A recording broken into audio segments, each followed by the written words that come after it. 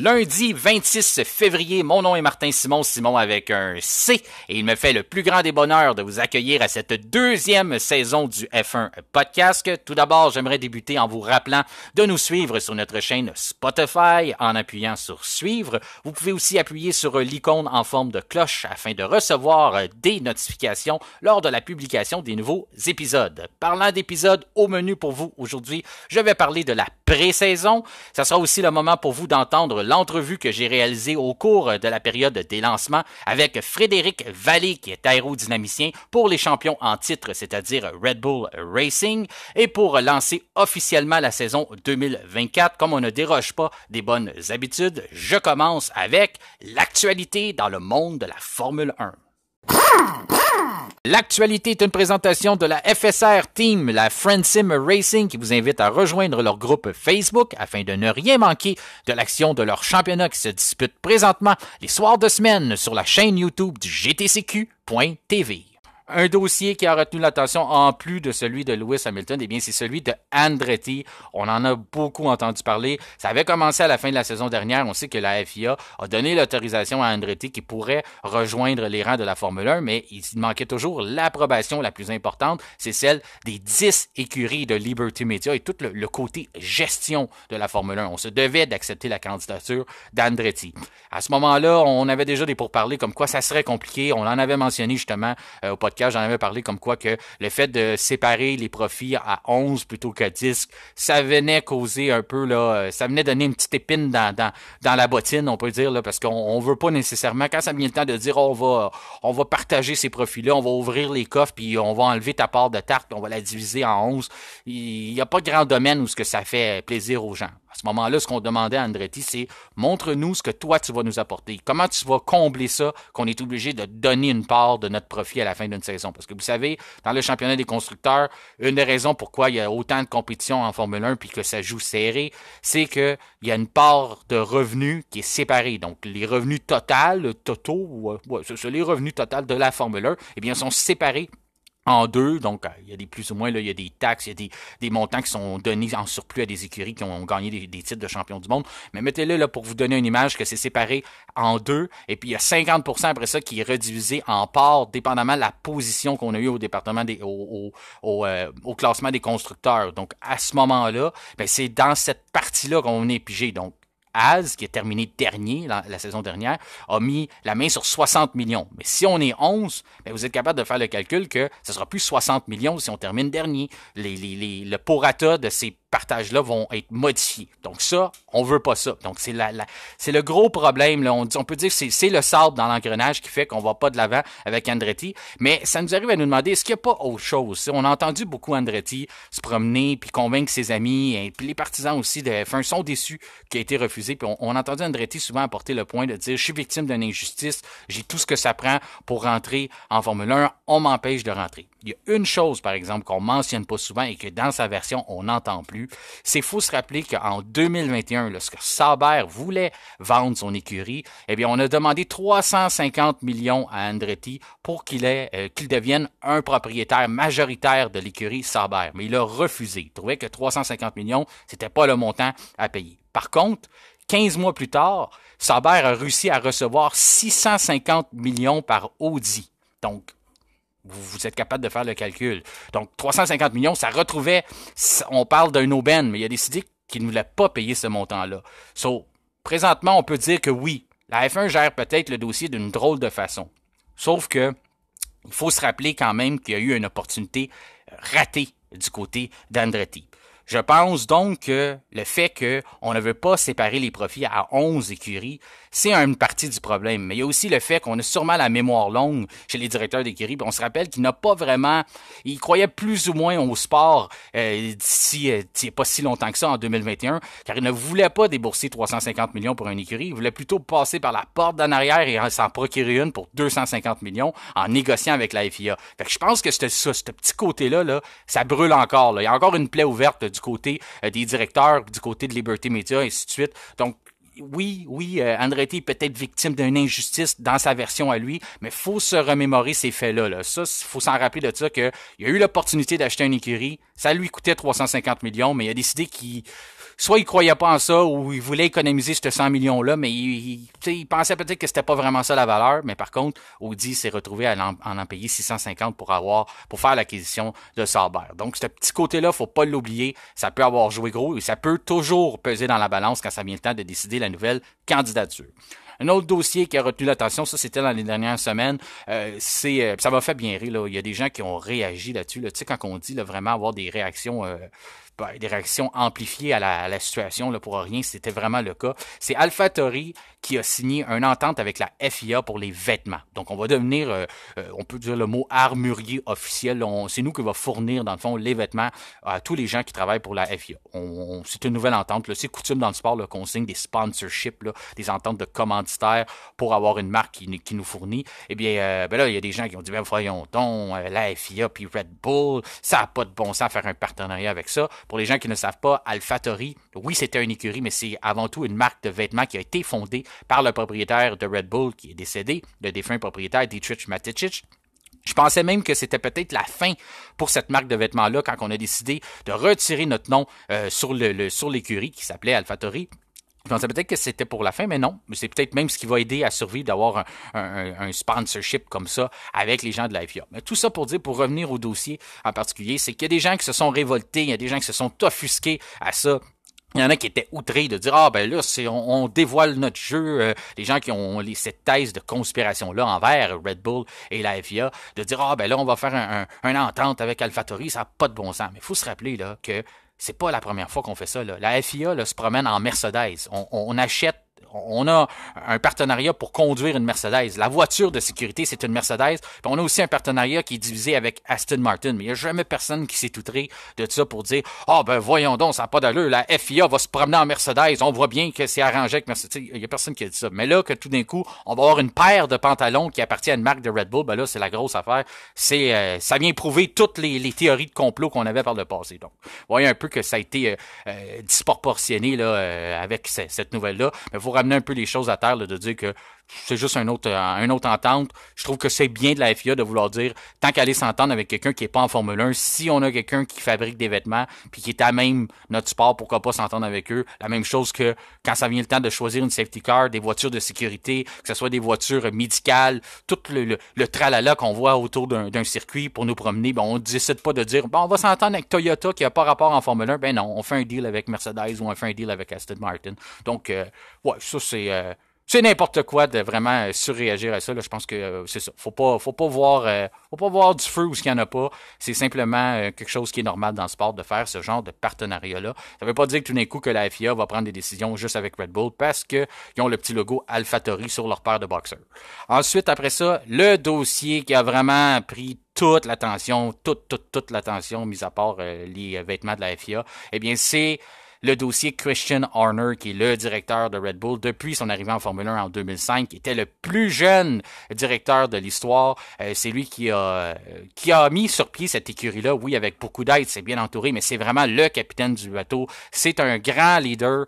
C'est quelqu'un qui va être une grande perte pour la Formule 1 si jamais il quitte. Je sais qu'il ne fait pas d'unanimité, mais il faut lui donner ce qui revient. Il a réussi à transformer une compagnie de boissons énergisantes qui s'est lancée en sport motorisé, qui a décidé d'acquérir non seulement une écurie, mais d'en acheter une deuxième par la suite et de faire que cette écurie-là soit compétitive à chaque année et de façon très rapide. C'est aussi un gars qui se défile jamais, malgré les situations, que ce soit des situations plus embarrassantes, que ça a été le dépassement du plafond de coût. Jamais il a refusé une entrevue, que ce soit une mauvaise course, dans le temps, on avait une mauvaise entente en piste entre Sébastien Vettel ou Mark Webber, puis jamais Christian Horner refusait une entrevue. C'est pas nécessairement pareil pour tous les directeurs d'écurie. Il y en a que quand ils vont passer des certains mauvais moments où ça ira plus comme ils voulaient avant, on va essayer d'éviter des entrevues où on va être un peu moins présent dans les médias, mais c'est pas quelque chose qu'on peut dire à Christian Horner. On peut lui donner bien des défauts, mais le fait de se défiler quand ça va mal ou de se défiler quand ça chauffe un peu, c'est pas quelque chose qu'on peut attacher à la personnalité de Christian Horner. Je pense que c'est un grand leader à l'interne parce que pour être capable de gérer une écurie qui a eu autant de succès. Puis c'est aussi Red Bull, une des écuries qui perd le moins de talent à chaque année. Donc, les employés restent chez Red Bull. Ça a été souvent mentionné par d'autres directeurs d'écurie que c'est une des places que c'est le plus dur d'aller arracher un talent. Même si on lui offre plus d'argent, les gens veulent rester chez Red Bull. Donc, il y a tout ce côté-là qui se rattache à la personnalité. Après, S'il a commis quelque chose qui était irréprochable, je veux dire plutôt, qui est reprochable, à ce moment-là, ben, je peux comprendre que il y a personne qui est intouchable à ce moment-là, les lois sont pour tout le monde, mais faut attendre dans ce dossier-là. Il y a eu énormément de rumeurs qui ont coulé, surtout du côté des médias allemands, on se demandera pas pourquoi,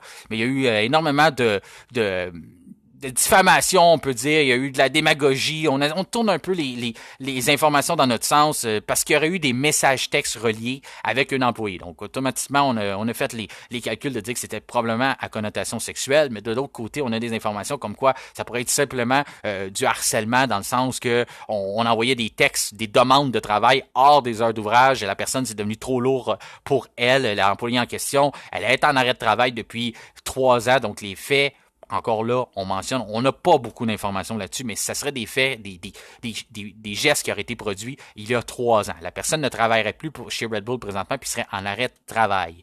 Donc, oui, il y a énormément d'informations qui sont sorties. On n'en a pas beaucoup de la part de Red Bull, mais ce qu'on peut essayer de vous démêler aujourd'hui, c'est que l'enquête qui a été lancée viendrait de l'actionnaire majoritaire de Red Bull qui a 51% des actions, mais qui est de la partie thaïlandaise. Donc, il y aurait chicane, il y aurait discorde à l'interne, oui, entre Christian Horner et Helmut Marko, suite on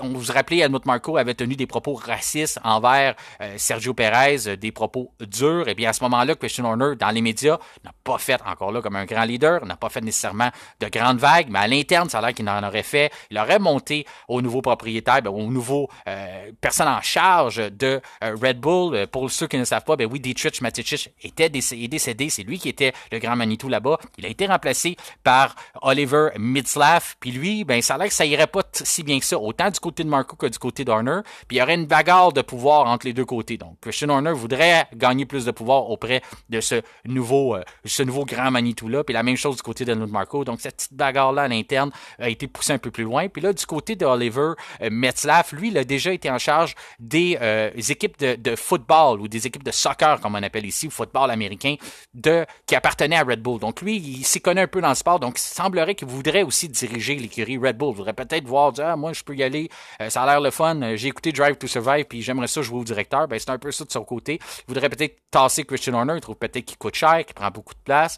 Donc, on a monté un dossier, on l'a présenté à l'actionnaire majoritaire qui détient 51% des actions pour dire, il s'est passé telle-ci cette situation-là, faut le remercier. Mais là, à ce moment-là, le propriétaire thaïlandais qui connaît Christian Horner depuis plusieurs années, il dit, moi, je vais lancer ma propre enquête, et puis cette enquête-là, je vais en tirer des conclusions avec ça. On s'est retourné de bord du côté autrichien, puis on a laissé couler dans les médias que Christian Horner était sous enquête. Question d'ajouter la pression au côté thaïlandais, de dire, écoutez, là, on a les médias qui s'en mêlent, là, maintenant, tout juste là, au moment où on se parle, lors du week-end, il y a eu Ford qui s'en est mêlé en écrivant une lettre ouverte de dire, nous, on a des principes de compagnie, on veut que nos ententes avec nos partenaires commerciaux respectent nos ententes aussi et notre façon de voir les choses. Donc, on met un petit peu de pression du côté de Red Bull. Donc, ça va être un dossier qui va être à suivre. J'ai l'impression qu'il va garder son poste, à moins vraiment de des preuves accablantes, mais on ne doit pas les avoir, ces preuves-là, parce que ça serait déjà réglé depuis longtemps si on avait vraiment eu, là, tu sais, on dit souvent, en anglais, il y a une expression qui dit de smoking gun, donc l'arme à feu avec encore de la fumée dessus. Donc, si on avait cette preuve irréfutable-là, je pense qu'on aurait déjà mis fin à l'entente avec Christian Horner, parce que les rumeurs aussi qu'on dit, on lui a demandé de démissionner et puis il n'a pas voulu. Il n'y a pas de part dans la compagnie, donc c'est un employé. Oui, il est PDG de Red Bull Racing, mais ça reste un employé, donc on ne demande pas à lui de démissionner. Si on veut le mettre dehors, si on veut le foutre à la porte, on peut le foutre à la porte quand on veut. On peut lui demander gentiment de dire, écoute, on aimerait ça que tu démissionnes puis qu'on règle ça à l'amiable, mais s'il veut pas, là, 1 heure après, on peut régler ça puis dire, t'es dehors, là. Il n'y a pas de grande procédure à prendre pour se débarrasser de lui. C'est ce qui conclut l'actualité. Maintenant, passons à la pré-saison. L'écurie qui avait été bonne dernière lors de la saison 2023 a été la première à nous dévoiler sa monoplace en prévision de 2024 avec une nomenclature qui s'apparente toujours à celle de Ferrari. On l'appelle celle-ci la VF24.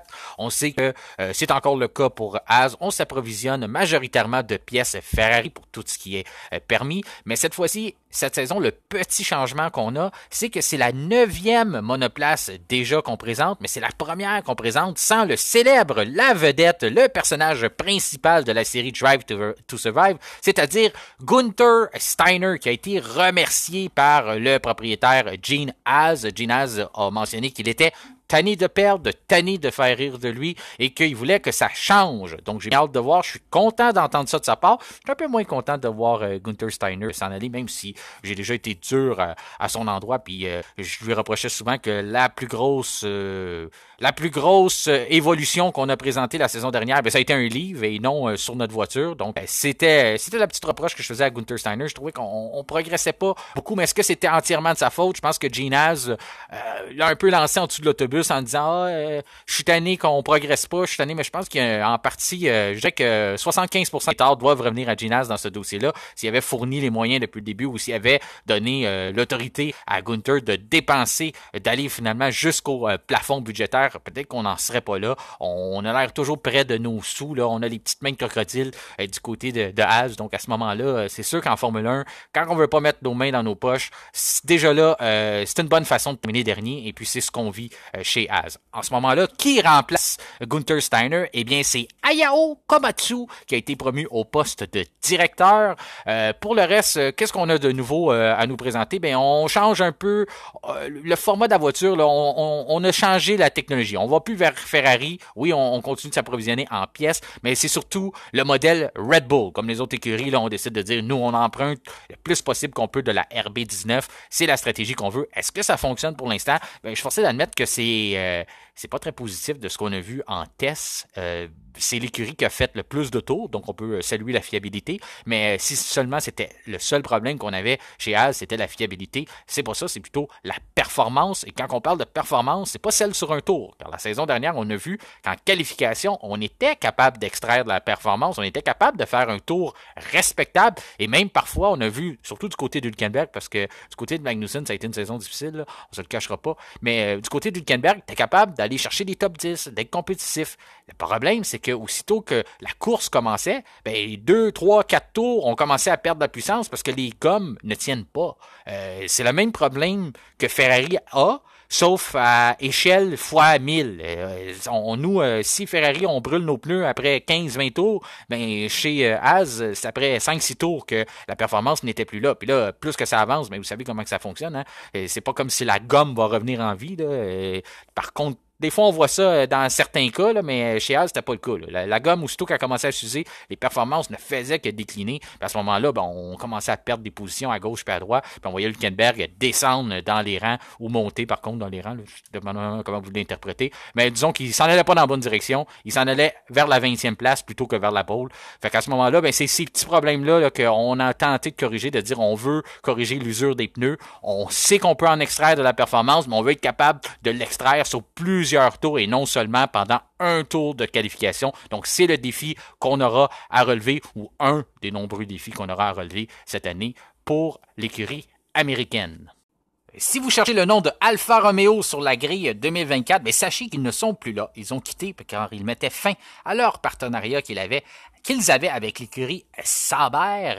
Et maintenant, c'est ce qui a donné le droit à une partie de chaises musicales. On a eu plusieurs noms un petit peu avant la fin de l'année 2023. On a annoncé que la nouvelle identité serait Stack F1 Team Kick Sauber. Et oui, il y en a qui disent Steak, il y en a qui disent...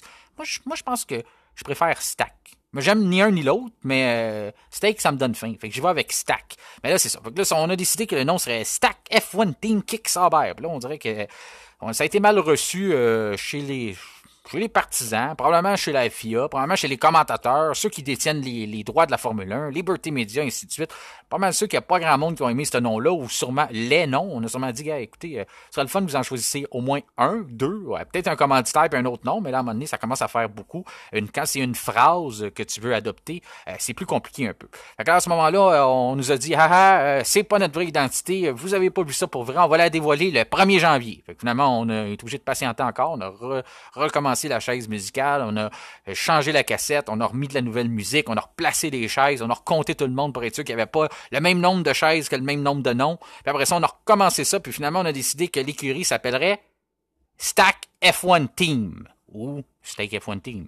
Alors ça, c'est le nom qu'on a décidé. Bon, c'est pas mieux, mais au moins, c'est moins long. Puis attendez, là, c'est pas la fin de l'histoire, là. La chaise musicale va se poursuivre. Parce que Stack, c'est une compagnie de casinos en ligne. Les casinos en ligne ne sont pas permis partout dans le monde, donc il y a 4 grands prix au cours de la saison où l'écurie devra reprendre l'identité qu'elle a eue pendant un petit temps et s'appeler Kick F1 Team. Kick F1 Team, quand est-ce qu'on va avoir le droit de les appeler comme ça? Ben, quand vous voulez, mais surtout, ça va être au cours des Grands Prix disputés en Australie, celui qui va avoir en Espagne, en Belgique et au Qatar. Donc, ce sera les 4 endroits où on appellera l'écurie Kick. Qu'est-ce que ça donne place à ça? Ben, ça donne place que si vous avez vu les photos des pilotes, eh bien, ils n'ont pas d'uniforme. Ils sont tous en noir, puis le fond est tout comme noir, parce qu'on veut pas prendre des photos de pilotes qui marquent Kick dessus, pas Kick, plutôt Stack, parce qu'on veut pas montrer ça à travers le monde à des places que c'est pas permis. Fait que ça donne vraiment un paquet de troubles à tout le monde. Il y a aussi la Suisse qui semble n'a pas aimé le nom. L'écurie Sauber est basée en Suisse. On a des lois contre ça, donc on a intenté un recours contre le nom de l'écurie. Pas qu'on l'affiche sur notre bâtisse, en tout cas, on n'est pas sorti de ça avec ça. Je comprends pas pourquoi qu'on fait pas tout simplement changer à Kick. J'ai un de nos membres sur la page, Sylvain, qui me disait, ben, ça va ressembler à Kick Cola. Pour ceux qui ont connu ça, oui, c'est vrai que ça va ressembler à Kick Cola, mais avec les couleurs vertes, je sais pas, on dirait que Kick, je trouve ça mieux que Stack. Kick, c'est pour les gens, là, un peu, là, oui, je vous ai dit, Stack, c'est une plateforme de casino en ligne. Kick, c'est une plateforme de streaming pour un peu comme les gens qui sont familiers avec la plateforme Twitch pour les jeux vidéo, les gens qui veulent montrer des choses. Là, c'est très populaire chez la nouvelle génération. Donc, Kick, c'est une plateforme qui a été lancée, qui gagne du train. On a signé des internautes qui sont populaires, des streamers qui sont populaires. Donc là, c'est une nouvelle plateforme. On veut lancer ça un peu, on va aller vers la Formule 1. On a énormément d'argent. C'est 2 propriétaires qui sont australiens, qui sont assez jeunes aussi, mais que pour l'instant ont énormément de moyens. On voit de plus en plus le nom Stack apparaître à d'autres places dans le sport, notamment dans les arts martiaux mixtes, où on peut apercevoir Stack et Kick, bien entendu, parce que c'est les deux compagnies sont sous les mêmes copropriétaires. Une fois qu'on traverse à travers cette fameuse chaise musicale des noms, ben après ça, il y a eu le dévoilement d'une voiture. Ça a été réussi. Pour une fois, on a ramené un peu un nouveau départ, un peu plus frais. Alfa Romeo, on les voyait pas. C'était l'écurie qui était la moins couverte. Ça passait vraiment inaperçu dans les paddocks. Très peu souvent, on les voyait dans les médias. Merci à Valtteri Bottas d'avoir une fameuse coupe Longueuil ou un molette, parce que sans ça, ben on les aurait pas vus souvent, parce que c'est pas mal plus ça qui a retenu l'attention au cours de la saison. Guan Yu Zhou, ou Zhou Guan Yu, ça aussi en même temps, ça va avec la chaise musicale des noms. On peut l'appeler Zhou Guan Yu ou Guan Yu Zhou. C'est comme vous voulez. Zhou Guan Yu ou Zhou Guan Yu, lui aussi, ses noms s'inversent parce que c'est dans la culture chinoise qu'on utilise le nom de famille avant le prénom, puis nous, après ça, on en replace ça pour dire, lui aussi, il va bien avec l'équipe. Ben, à ce moment-là, c'est ça qui retenait le plus l'attention. C'était la coupe Longueuil, le molette de Valtteri Bottas. Mais là, on a un nouveau départ, on a des belles couleurs. Premièrement, sur la page, c'est ce qui a retenu énormément l'attention sur notre page Facebook. Si vous n'êtes pas déjà membre, veuillez aller directement sur la page Facebook. Vous avez fait un podcast et vous pouvez nous suivre et vous, en même temps, vous pouvez discuter avec notre merveilleux groupe d'internautes qui adorent parler de Formule 1. Eh bien, c'est une des voitures qui a le plus retenu l'attention. Vous l'avez aimé, vous l'avez commenté, vous l'avez partagé, vous avez dit que les couleurs, c'était, oui, rafraîchissant, mais aussi qu'on avait hâte de les voir sous les réflecteurs. Et puis, le lancement, c'était ça. On a tamisé les lumières, pratiquement on les a fermées, on a mis des lumières fluorescentes, puis là c'est tout ça qui ressortait. Donc on a fait un petit lancement là, différent des autres. C'est intéressant à regarder. Puis ça c'est la C44 qu'on a présentée. C'est une voiture qui est complètement redessinée. On s'en va vers une nouvelle avenue où du côté d'Alfa Romeo on ne sait pas trop ce qui s'en allait. On avait des traits de la Ferrari puis des traits de on ne sait pas trop qui. Là on veut s'en aller un peu plus vers la RB19 comme bien des écuries. On a décidé d'innover aussi de notre côté. C'est l'arrivée de James Keys qui a lancé ça. On a décidé en plein milieu de la saison d'arrêter. C'est l'écurie là, qui a dépensé le moins d'argent sur sa saison 2023. Donc on a voulu se concentrer sur 2024 très rapidement. Donc j'ai hâte de voir est-ce qu'on va être capable de soutirer un petit avantage en début de saison chez les autres puisqu'on a décidé de tout de suite tourner notre chapeau de bord et se diriger vers 2024 tôt en 2023 dès l'arrivée de James Keys. À vrai dire que lui a vu ça s'en va nulle part. Il faut absolument qu'on recommence à zéro. Donc, on va les avoir à l'œil. Est-ce qu'on est capable d'avoir une petite poussée là, avant l'arrivée d'Audi? Audi va arriver en 2026. Donc, ce nom-là ou ces noms-là vont vont se chevaucher ou s'alterner pendant la saison avant que l'arrivée d'Audi arrive en 2026, qu'on fasse complètement le changement, autant du côté moteur qui va devenir Audi, qui ne sera plus un moteur Ferrari. Ce qui va aussi occasionner que ça va être un dossier à surveiller, que les deux pilotes sont aussi parmi les 14 qui n'auront pas de contrat à la fin de la saison.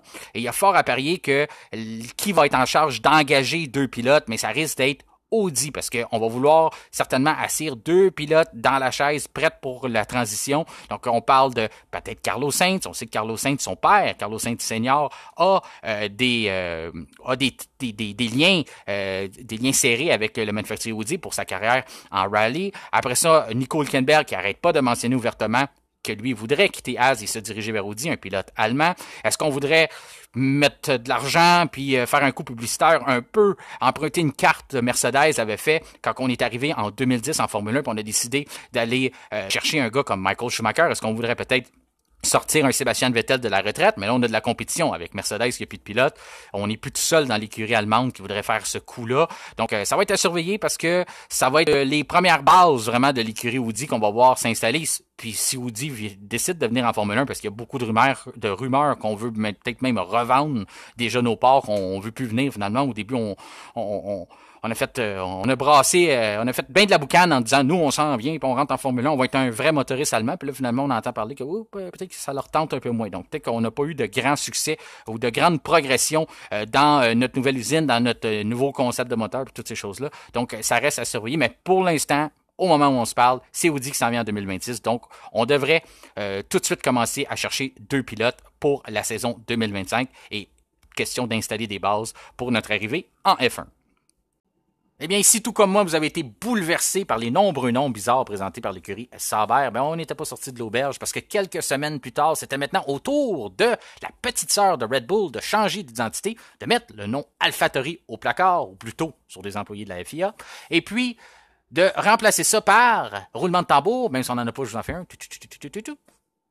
Visa Cash App RB. Pardon? Visa Cash App RB. Pardon? Oui. Visa Cash App RB. Ouais, c'est à peu près la réaction que tout le monde a eue. Mais si le nom ne vous plaît pas, sachez qu'on a une alternative pour vous. V-Carb. Oui, V-Carb.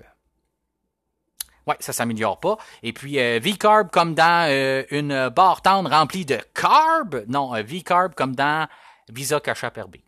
Donc, ça, c'est l'alternative qu'on a. Puis le RB, il veut dire quoi? Ben, il veut dire Racing Bulls. Ben, moi, je pense que c'est ça, le nom de l'écurie. C'est ça qu'on devrait utiliser. C'est ça que je veux utiliser. Je vais les appeler Racing Bulls parce qu'il me semble que c'est mieux. Je m'ennuie du nom qu'on avait par le passé, que c'était Toro Rosso. La raison pourquoi on le ramène pas, c'est que il y a des grandes chances qu'on veut rapatrier notre usine en Italie et plus se séparer de là puis de vraiment travailler tout en Angleterre. Donc, le nom Red Bull en italien ne ferait plus vraiment de sens. On veut s'en aller vers du long terme. On a décidé de vendre notre nom à un commanditaire. Eh bien, c'est ce qu'on a fait. C'est pas le fun, mais c'est ça. Mais notre alternative ici, on va appeler ça Racing Bulls. Ben, Racing Bulls a dévoilé sa première voiture qui s'appelle V-Carb 01. Ben oui, on revient à ce nom-là. On n'a pas le choix, on peut pas s'en sortir. Ils l'ont mis partout. Fait que la V-Carb 01, c'est la voiture qu'on a présentée. Qu'est-ce qu'elle a de particulier, cette auto-là? Ben, on avait déjà commencé la saison dernière. On veut commencer à emprunter, à acheter des pièces chez notre écurie principale Red Bull. Ben oui, on s'est dit, écoute, ils ont l'air de savoir ce qu'ils font. Ils ont gagné 21 des 22 courses. Fait que on va leur acheter des pièces. Ben, c'est ce qu'on a commencé à faire. La suspension vient de là. La colonne de direction. On a emprunté aussi tout le principe aérodynamique de la voiture aussi et de la Red Bull. Qu'est-ce qu'on n'a pas le droit de se procurer là-bas? Ben, on les a fabriqués en usine comme le règlement le dit. Oui, Red Bull, leur particularité, c'est que c'est la seule entreprise qui détient deux écuries en Formule 1. Si vous ne saviez pas ça, bien c'est parce que ça fait un bout que vous n'avez pas entendu Zak Brown, directeur de chez McLaren, parce que c'est à peu près juste de ça qu'il a parlé depuis que la saison a été terminée. Il parle de Red Bull qui a deux écuries, ça n'a pas d'allure. Ben, écoute, je suis forcé d'admettre qu'il a raison sur certains points, parce que Zak Brown, c'est un gars que j'apprécie. Il a toujours une belle façon d'apporter, même quand je suis pas d'accord avec lui, il a toujours une belle façon d'apporter ses points, tranquillement, il explique. Il a déjà été ridiculisé par le passé. Les gens disaient, l'Américain F1 qui retourne en Indy. Puis quand ça allait pas bien chez McLaren, on disait comme, ils ont peut-être raison, peut-être qu'ils ne connaissent pas ça. Mais là, il a l'air d'être un bon leader. Puis il a reviré une écurie de bord comme on n'avait jamais vu dans l'histoire de la F1. Donc, chapeau à Zak Brown. C'est un bon gars. Il est super gentil, je trouve. Il a l'air vraiment fin. Puis en plus, quand il s'exprime, il est intéressant à écouter, il est bon avec les journalistes, donc il expliquait son point de dire, quand on arrive pour voter, vous ne serez pas surpris d'apprendre que Red Bull vote toujours la même affaire que sa petite écurie. Ouais, ça, c'est pas une surprise. Sauf que c'est vrai que c'est pas correct, parce qu'on a 10 votes. Il y a 10 écuries qui ont le droit de voter, mais chez Red Bull, on en a 2 sur 10 qu'on peut mettre dans la même direction vers où on veut aller. Donc, ce côté-là est pas correct. Où ce que je suis pas d'accord avec Zach Brown, c'est quand il dit « Ah, c'est pas un vrai constructeur parce qu'ils fabriquent pas toutes leurs pièces aux autres. » Ça, c'est juste depuis un certain temps, parce qu'on faisait pas ça avant. Avant, on fabriquait vraiment, on fonctionnait sur deux ponts en parallèle. On fabriquait du côté de Red Bull, on fabriquait du côté de Toro Rosso ou c'est ça, AlphaTauri, peu importe le nom qu'il y avait, on n'empruntait pas des pièces, on sauvait pas les coûts en disant qu'on va acheter des pièces. Mais où je suis pas d'accord avec Zach Brown, c'est que, one minute, Az, ils font ça depuis des années, puis je t'entends pas te plaindre. Oui, Az a pas les bonnes performances, Az fait pas mal à McLaren, sauf que si t'es contre le principe pour un, faut que tu sois contre le principe pour l'autre. Qu'est-ce qu'on dit, hein? C'est bon pour Pitou, c'est bon pour Minou, c'est ça, en tout cas, c'est bon pour Pitou, c'est bon pour Minou. Si t'es pas content que Red Bull fasse ça avec leur petite écurie, ben arrête de dire, faut que tu dises à Az d'arrêter d'acheter des pièces chez Ferrari, mais à ce moment-là, Az va devoir fermer, parce que c'est le concept d'écurie qu'on a fait. On a décidé de dire, notre modèle d'affaires, nous, c'est on achète tout ce qu'on peut chez Ferrari, le reste, on le fabrique en usine. Tout ce qu'on n'a pas le choix de faire, on le fait. Fait que ça, c'est le concept d'usine que ça fonctionne. Par exemple, je suis d'accord, le partage d'informations est différent parce que Ferrari n'est pas propriétaire de l'écurie Az. Par contre, le point où il faut qu'on ramène ça encore, qu'il faut prendre nos responsabilités dans la vie, c'est que McLaren, là, quand Minardi est en problème financier, là, il était bien content que Red Bull, Dietrich Mateschitz, décide de piger dans sa poche puis dire, moi, je vais sauver l'autre écurie puis on va garder ça à 10 écuries parce que moi, j'aime ça à Formule 1 puis je vais en acheter une deuxième écurie. Mais Ferrari aurait pu lever la main, Williams aurait pu lever la main, McLaren aurait pu lever la main. Toutes ces écuries-là, là, les vieux de la vieille là, qui étaient là, ils n'étaient pas intéressés à sauver Minardi. Puis dans ce temps-là, ben, ils n'ont rien dit parce que ça faisait leur affaire. Mais là qu'on est rendu avec un plafond budgétaire, les choses ont changé, comme Zach Brown nous l'explique, que là, maintenant, il y a de la compétition, les voitures sont plus serrées, que là, maintenant, on sait que la V-Carb, la Racing Bulls risque d'être plus compétitive. Ben là, tout d'un coup, on dit « Hey, ça n'a pas d'allure. » Là, c'est ce petit côté-là que je suis pas d'accord avec lui. Par exemple, son opinion est bonne, ses points sont bons, sauf que il y en a qui ont eu l'opportunité de l'avoir, cette écurie-là. Fait que là, on fait quoi avec ça pour le futur? On force Red Bull à vendre son écurie, à dire, écoute, investis des milliards quand ça faisait notre affaire, mais là, on veut plus. Ça marche plus, ça, là. Fait que peut-être que ça va être une alternative qu'on va préparer sur les prochaines saisons. Est-ce qu'on va les forcer à vendre à Andretti? On ne sait pas. Peut-être que ça pourrait être ça. Sauf que pour le moment, il faut vivre avec ça.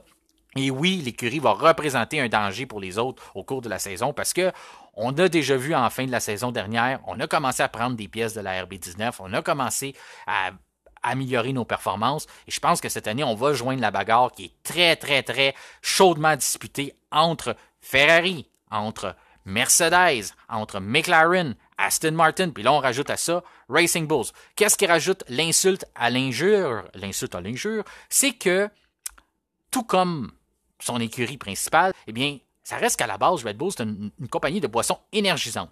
Et on se bat contre qui? Bien, on se bat contre des manufacturiers automobiles. Donc, s'il fallait que des grands manufacturiers comme Mercedes, comme Ferrari, comme McLaren, comme Aston Martin perdent la face, on a Renault là-dedans aussi, mais je pense qu'ils ont déjà perdu la face, mais à ce moment-là, perdre la face contre 4 voitures d'une compagnie de boissons énergisantes, bien là, à ce moment-là, ça serait pas mal ça qu'on appelle une catastrophe ou l'apocalypse du monde de l'automobile. Donc, on veut pas ça. Déjà que ça fait 3 saisons qu'on l'a de travers, 2 saisons particulièrement avec le championnat des constructeurs. On veut pas se refaire faire ça avec 4 voitures. Donc, ça aussi, ça joue dans la tête de Zach Brown, puis il s'est fait le porte-parole des autres écuries qui ne veulent pas que ça arrive. Donc, ça va être à surveiller cette saison, mais je pense que c'est l'inévitable. Ils vont être compétitifs, ils vont être bons. Jusqu'à où ils vont être capables de pousser ça? On a présenté une voiture qui ne ressemble pas beaucoup à la RB19, à part pour ses traits aérodynamiques, mais je pense qu'on n'est pas fou non plus. On le savait qu'on était sous la loupe, puis si on avait présenté une réplique de la RB19, tout le monde se serait insurgé de dire ça n'a pas d'allure, ça n'a pas d'allure. On serait tous devenus des Zach Brown. Mais là, à ce moment-là, ce qu'on va faire, c'est qu'on va attendre un peu pendant la saison, puis plus que la saison va avancer, je serais pas surpris que la voiture prenne encore plus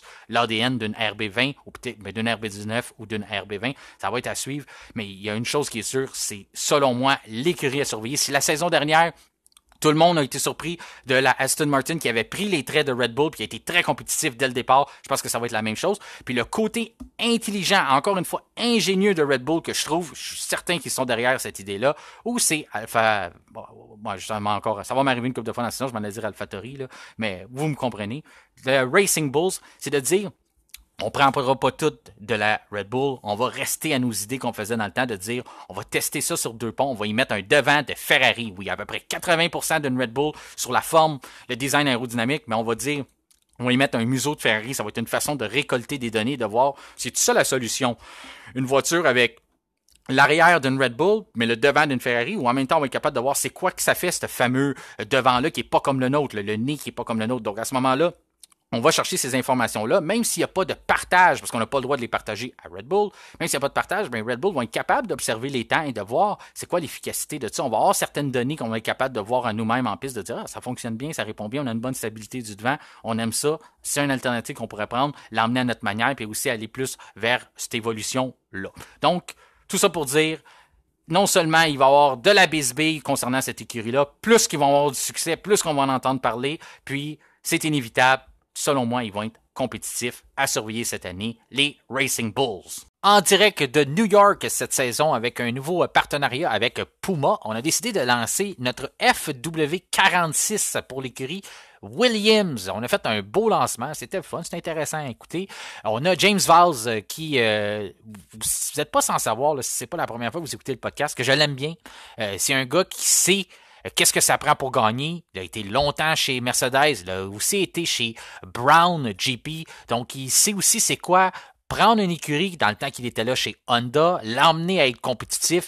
Il a vu aussi c'est quoi partir une nouvelle écurie, ben on peut dire nouvelle écurie quand on a acheté Brown GP du côté de Mercedes pour revenir en Formule 1 en 2010. Mais à ce moment-là, il a vu ce que ça prenait pour monter ça quand même assez rapidement parce qu'on sait, en 2014, on gagnait déjà le championnat des pilotes. Donc à ce moment-là, le championnat des constructeurs aussi. Il sait un peu tout comment faire ça. Alors, j'aime bien ce qu'il a amené. Il amène une stabilité, les poser, les calme avec ses pilotes. Si c'était, on peut dire que d'autres directeurs, n'importe où ailleurs, auraient été pas mal plus impatients avec un gars comme Logan Sargent qui a pris sa défense, il aurait donné une deuxième chance pour qu'il revienne cette deuxième saison. Donc, James Valls, j'aime ce qu'il fait. Par contre, je suis curieux, mais inquiet avec ce que j'ai vu lors des tests. J'ai l'impression qu'il manque quelque chose dans cette Williams-là, même quand on la regarde à l'œil, on ne sait pas trop. On voit qu'on a emprunté des choses de la RB19 comme pas mal tous les écuries de la grille d'ailleurs. Sauf que le devant est spécial. Les temps étaient spécial aussi, c'était pas vraiment compétitif. Puis aussi, on n'a pas fait beaucoup de tours. Donc, est-ce qu'on avait des problèmes de fiabilité? Je peux pas croire que on s'est dit, on n'a pas besoin d'en faire tant que ça, on a les données qu'on veut. Donc, tout ça, ça me dérange un peu. Il y a le fait aussi que la saison dernière, on était l'une des premières écuries à dire, on a adopté là, un peu, là, comme je vous dis, quand que James Valls était chez Brown GP, eh bien, pour vous ramener un peu à l'histoire, là, Honda, avant de devenir Brown, on avait commencé très très tôt dans une saison de dire on lance la serviette, on prépare la saison suivante. Donc c'est ce qu'il a apporté comme stratégie chez Williams, c'est que la saison dernière on a eu des beaux flashs, on a été compétitif, c'est une écurie qui a été rafraîchissante à voir. Puis à partir de Montréal environ du Grand Prix du Canada, on a décidé de dire on va commencer à mettre beaucoup d'argent sur la saison suivante. Donc, on va vraiment amener nos concepts pour la saison 2024. On a continué vraiment parce qu'à longue, on n'a pas eu le choix d'emmener des améliorations parce qu'on s'est retrouvé dans une bagarre qu'on ne pensait pas avoir avec AlphaTauri qui a pris du poil de la bête, comme on dit en fin de saison. On sait pourquoi on l'a dit. On a commencé à adopter plus la philosophie Red Bull. Puis à ce moment-là, on avait Haas qui n'était pas complètement sorti de la compétition. On avait Alfa Romeo qui était encore dans la compétition. Donc à ce moment-là, on est obligé de ramener un peu d'effectifs vers la fin de la saison. Mais notre plan initial, c'était de se concentrer sur 2024. Par contre, c'est pas ce qu'on a vu lors des tests. On n'a pas sorti des blocs et dire waouh, qu'est-ce qui est arrivé? Williams est solide. Qu'est-ce qui se passe? Oui, vous allez me dire c'est juste les essais hivernaux. On ne sait pas. On sait par contre des fois. Il y a des petites choses des fois qui peuvent nous dire comme le fait qu'on n'a pas fait beaucoup de tours. Ça, je trouve ça spécial. Quand on regarde, là, puis c'est pas des points de vue monétaires, là, Haas a été l'écurie qui a tourné le plus. Donc, à ce moment-là, je pense pas que c'est l'argent. Je pense qu'on avait probablement des problèmes. On a eu des problèmes aussi. Le moteur Mercedes a montré des signes de problèmes de fiabilité, ce qui est pas normalement dans son habitude. On l'a vu aussi. Donc, est-ce que c'est ça qu'on avait? Est-ce qu'on avait d'autres problèmes qu'on ne sait pas? Donc, à ce moment-là, ça me fait un peu peur. Ça me fait un peu peur, non seulement pour le fait qu'on est allé chercher des nouveaux commanditaires. Enfin, c'est positif. On veut rejoindre la profitabilité comme tous les écuries de Formule 1 qui ont été profitables en 2023. Williams veut joindre la parade puis dire on a réussi à juste arriver, juste à ne pas trop perdre d'argent, mais là, on veut en faire cette année. Donc, le fait de ramener des commanditaires, vous avez vu Komatsu qui a apparu sur la voiture, qui était sur la Williams dans le temps de Jacques Villeneuve, ça nous rappelle des souvenirs. Et Komatsu, en passant, si vous le demandez, c'est pas le nouveau directeur de chez Haas qui a commandité la Williams. Là. C'est vraiment la compagnie Komatsu qui a signé un partenariat avec Williams. Donc ça, c'est rafraîchissant de les voir avoir ça. Mais par contre, on a Alex Albon aussi qui pourrait vouloir quitter. On a confirmé qu'il avait un contrat en poche pour la saison 2025, donc il n'y a pas de souci, sauf que faut quand même lui fournir une voiture pour que ça soit compétitif. Là. Faut pas sacrifier un talent. Alex Albon, c'est le gars qui mérite le plus de ravoir sa chance dans une écurie principale. Quand il est allé chez Red Bull, il n'avait seulement 14 courses d'expérience, donc il n'a pas pu se faire justice et montrer vraiment son véritable talent. C'est ce qu'il fait depuis qu'il est de retour en F1 avec Williams, mais il faut lui donner la voiture. Il faut qu'il soit capable de continuer de nous montrer ce qu'il sait faire, capable de se négocier probablement un nouveau contrat avec une bonne écurie dans les prochaines saisons. Mais du côté de Williams, on veut le garder, on veut le convaincre de dire on veut construire autour de toi, mais il faut qu'on lui donne les arguments pour le garder. Donc à ce moment-là, on joue gros cette année, non seulement avec nos nouveaux commanditaires, mais avec Alex Albon, que oui, quand tout le monde qui aurait un contrat pour 2025, il faut lui montrer des choses positives, autant pour nous, pour le spectacle, parce qu'Alex Albon, c'est un bon gars, mais aussi pour le convaincre de dire « Williams, ça peut être ton avenir. On veut vraiment redevenir une écurie compétitive, retrouver les notes de noblesse qu'on avait par le passé. On est la deuxième écurie la plus titrée dans l'histoire de la Formule 1, donc on sait ce qu'on fait. Reste avec nous, tu ne le regretteras pas. » Lors d'un lancement en Angleterre, eh bien, l'écurie française Alpine a dévoilé sa A524 et je dois prendre un moment pour vous dire que c'est une écurie qui me déçoit énormément. Puis là, vous allez dire, moi aussi pour ses performances en piste. Mais c'est pas seulement pour ses performances en piste, mais c'est ce qu'on a eu le droit de voir et depuis plusieurs années, l'écurie française qui dirige ses communications pratiquement entièrement en anglais. Je comprends pas pourquoi qu'on fait ça. C'est bien beau qu'on met le drapeau français sur la voiture. On est une écurie qui est un fleuron de la France. Et on a eu une grande histoire, autant du côté du manufacturier Renault, l'histoire Alpine, toutes ces choses-là, mais on décide de toujours s'adresser en anglais. C'est ce qu'on a vu pendant le lancement. Martin, c'était en Angleterre. Je comprends, mais on a des auditeurs à la TV, puis c'est pas seulement pendant le lancement, c'est aussi sur les réseaux sociaux. Les communications se font en anglais. Mais il semble que d'avoir une petite traduction ou d'honorer la langue française dans nos discours, ça devrait être une part entière de l'écurie alpine, et ce n'est pas là. Puis ça, c'est quelque chose que je leur reproche, que je trouve extrêmement malheureux. Pendant le lancement, les seuls côtés en français qu'on a eu, c'était l'animatrice de Sky Sports qui disait à toutes les personnes qui montaient sur la scène « Ça va? » Puis après ça, on s'en allait en anglais. On avait juste droit à ça toutes les fois que quelqu'un arrivait, là, quelqu'un qui avait appris ça 5 minutes avant que ça commence, pour dire on va taire le monde, on va dire qu'on a fait notre effort. Là. Elle, de temps en temps, elle va dire « Ça va? » C'est tout ce qu'elle disait. Puis après ça, la personne répondait oui, puis ça n'enchaînait pas en français. Donc ça me déçoit un peu, mis à part tout ce qui se passe en piste, mais je trouve que on dirait qu'on est français juste quand ça nous tente. Là. Pour le restant du temps, on est une écurie qu'on dirait que on met le drapeau pour vendre des chandails, fait qu'on met le drapeau français dessus parce que ça pogne, mais après ça, parlez-nous pas français pendant la saison, ça nous intéresse pas. Puis en plus, on a 2 pilotes français, donc à ce moment-là, ce serait le fun d'utiliser ce côté-là. Oui, on les voit pendant les entrevues, on communique en français, ça, je suis tout d'accord avec ça. Sauf que pendant le lancement, on aurait dû avoir un lancement bilingue pour honorer notre langue, être fiers de nos héritages. Chez Ferrari, on ne se gêne pas pour parler en italien. On est fiers de ce qu'on est, mais c'est ce qui nous manque à Alpine. Puis c'est peut-être même la cause de pourquoi on a autant de misère en piste. On avait un peu plus de fierté dans ce qu'on est, dans nos racines, dans notre histoire. Peut-être qu'on serait capable de transmettre ça sur la pièce et de créer, sur la piste plutôt, et de créer cette fierté-là lors des courses et lors des Grands Prix.